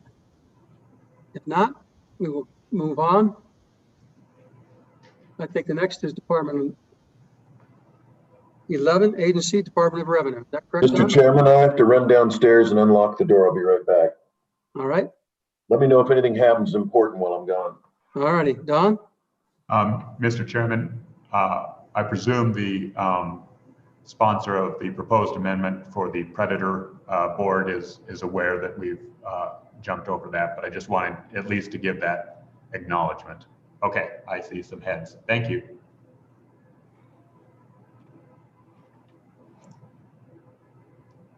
Okay. Mr. Chairman, the next agency for your consideration is the Department of Revenue. The first division or unit appears on page 14, Administration, Unit 0101. Unit 0101.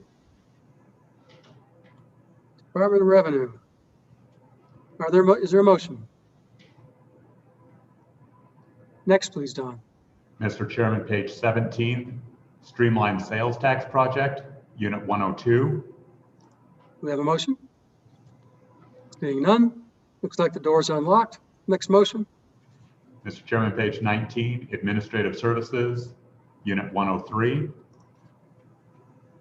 Is there a motion? Seeing none, next unit.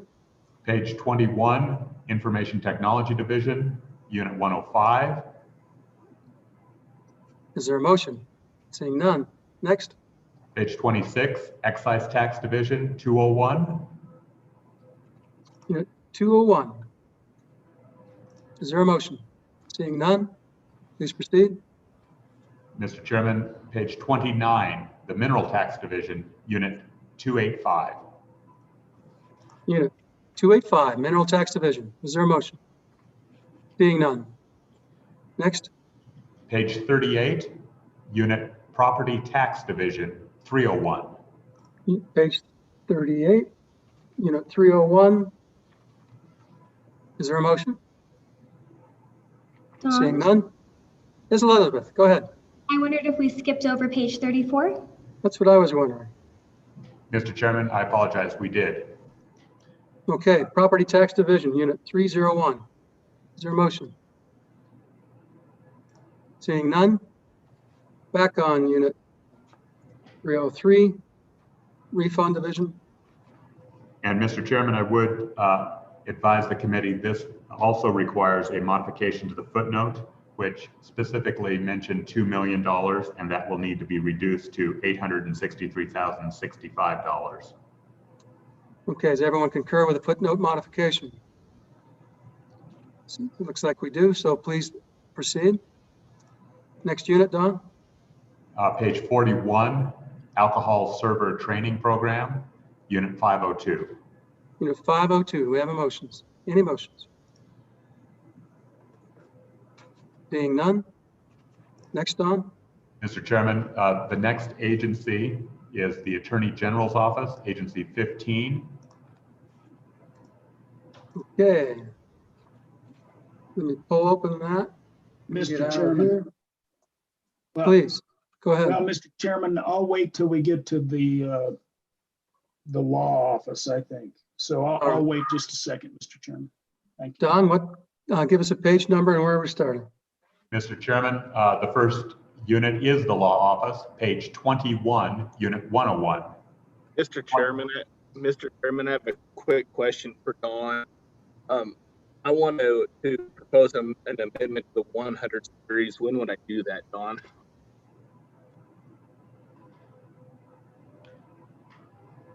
Mr. Chairman, I couldn't decipher the audio on that. He wants to know if he wants to make an amendment to the 100 series. So I think there's an amendment coming up, Senator Agar, that might help address your amendment. So why don't we take Representative Summers first, and then we'll go to you. So, Mr. Chairman, I have actually two different motions. So I'll start with the general fund one first.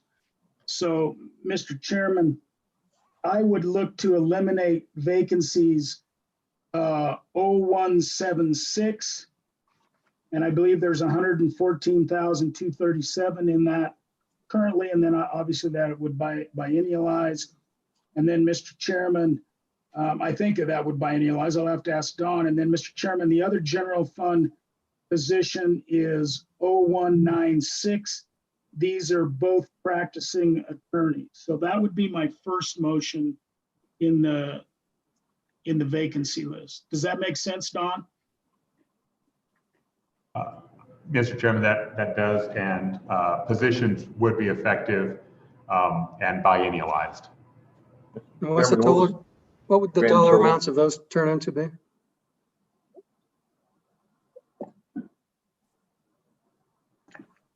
Holly or staff, I don't have that.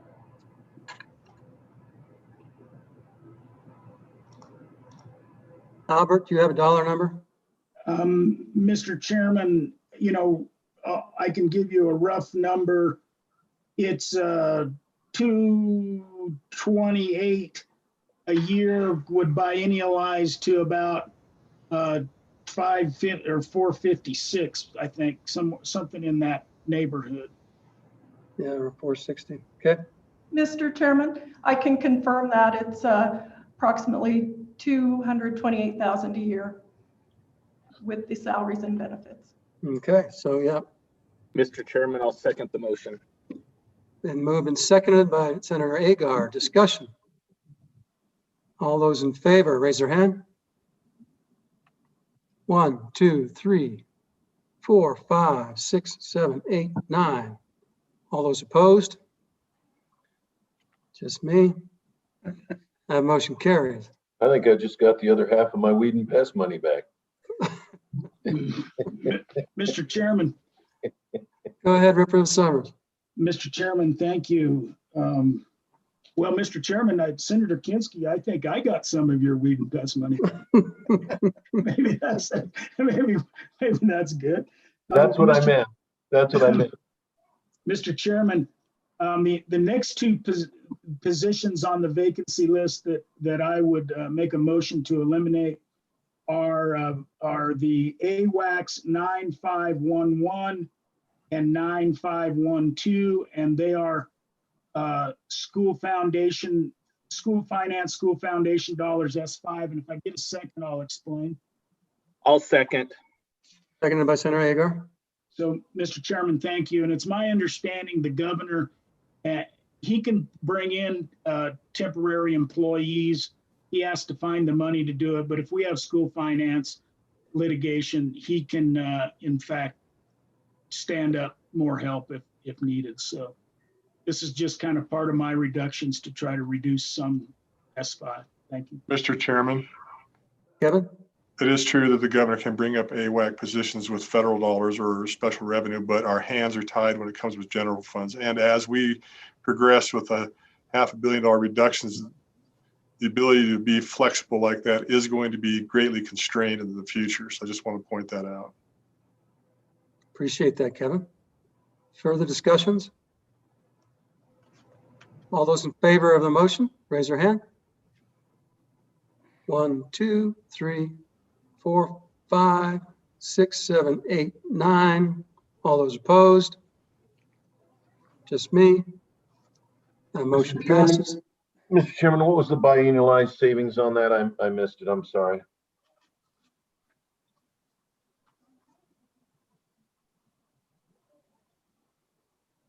Mr. Chairman, I believe it's $90,657. And Mr. Chairman, just something for Representative Summers. Since you made Wyatt's work look so easy by doing those motions, could I give you some of my work to do too?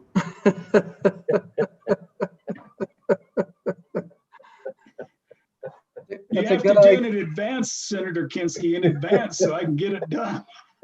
Mr. Co-Chair, that's probably a pretty good recommendation. I think Representative Summers has got a lot higher success rate on his motions than Senator Kinski. Send us your list, Senator Kinski. All righty. Don, where are we? Mr. Chairman? Kevin? Don, did you say that for those two AWAC positions that the biannualized amount would be 96, but I don't know if that was biannualized or not. Yeah, I got 181,314 on the biannualization. Mr. Chairman, Mr. Chairman. Go ahead, Polly. Thank you. Kevin is correct. It would be biannualized to twice the $90,657 times 2. Okay, that was my understanding. Mr. Chairman. Senator Agar. I was just going to say that takes care of the motion that I had. So Representative Summers and I will wait for our Christmas present from Senator Kinski. Okay. Don?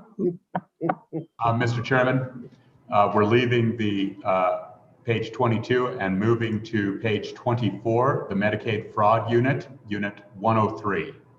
Is there a motion? Any motion? Seeing none. Next unit, Don? Mr. Chairman, page 26, the school funding equity litigation, unit 115. And I would mention that prior motion, I believe, from Representative Summers actually appears here. That's correct. Any other motions? Well, that was unit 0115. Okay, next unit, Don? Mr. Chairman, page 32 and 33, criminal investigations, unit 301. Is there a motion? Unit 301. Seeing none, please move forward. Page 36, crime lab, unit 302. Unit 302, is there a motion? Seeing none, let's move forward. Page 39, criminal justice information systems, unit 303. Any motions on 303? Seeing none, please move forward. Page 42, the law enforcement academy, unit 501. Unit 501, do we have a motion? Seeing none, please proceed. Mr. Chairman, page 46, the Peace Officer Standards Training Commission, unit 601. Is there a motion on 601? Seeing none, please proceed. Page 50, Medicaid Review Office, Unit 701, and I would, excuse me. Is there a motion on Unit 701? Seeing none, please proceed. Page 56, the Victim Services Division Surcharge, Unit 901. Unit 901, victim surcharge. Is there a motion? Seeing none, please proceed. Page 60, DFS or DVS Administration, Unit 915. Unit 915, DVS. Is there a motion? Seeing none, go ahead, Don. Page 63, Developmental Disabilities, Unit 1105. 1105, is there a motion? Seeing none. Any other motions on Attorney General's Office, Department 15? Don? Mr. Chairman, not a motion, but just to bring to the attention of the committee, you have requested legislation to eliminate or repeal the Wyoming Medical Review Panel Act. So you'll be seeing that at a future time. That was part of the law office reductions. And yep. Okay, we've got that. And that will be coming up. Anything else on the AG's office? Seeing none. All right, Don, let's go to the next agency. Sorry, Mr. Chairman, we do have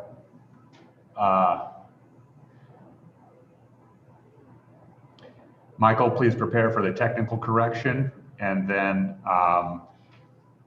in the DCI Unit 301, there was interest in a footnote related to overtime by a member.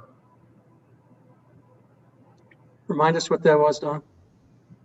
Well, it wasn't disclosed widely, but there was a member interested in limiting the amount of overtime paid in the Department of or Division of Criminal Investigation.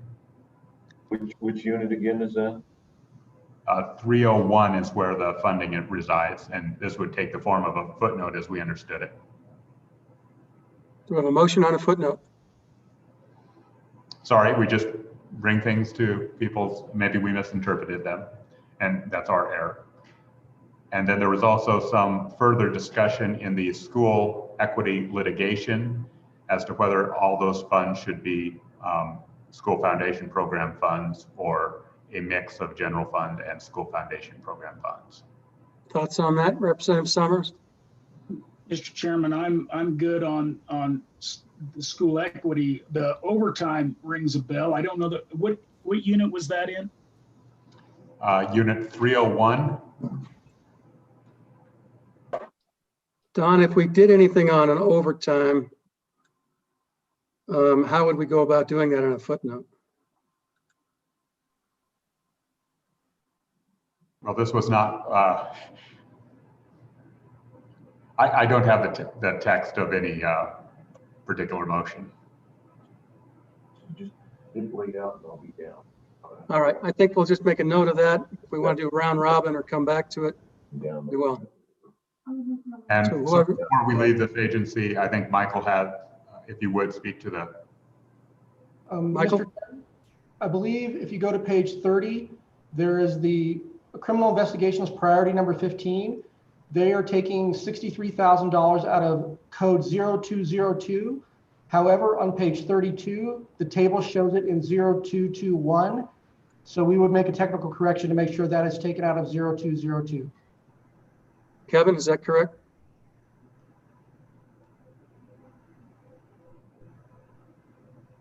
Okay, well, please do so. Anything else in the AG?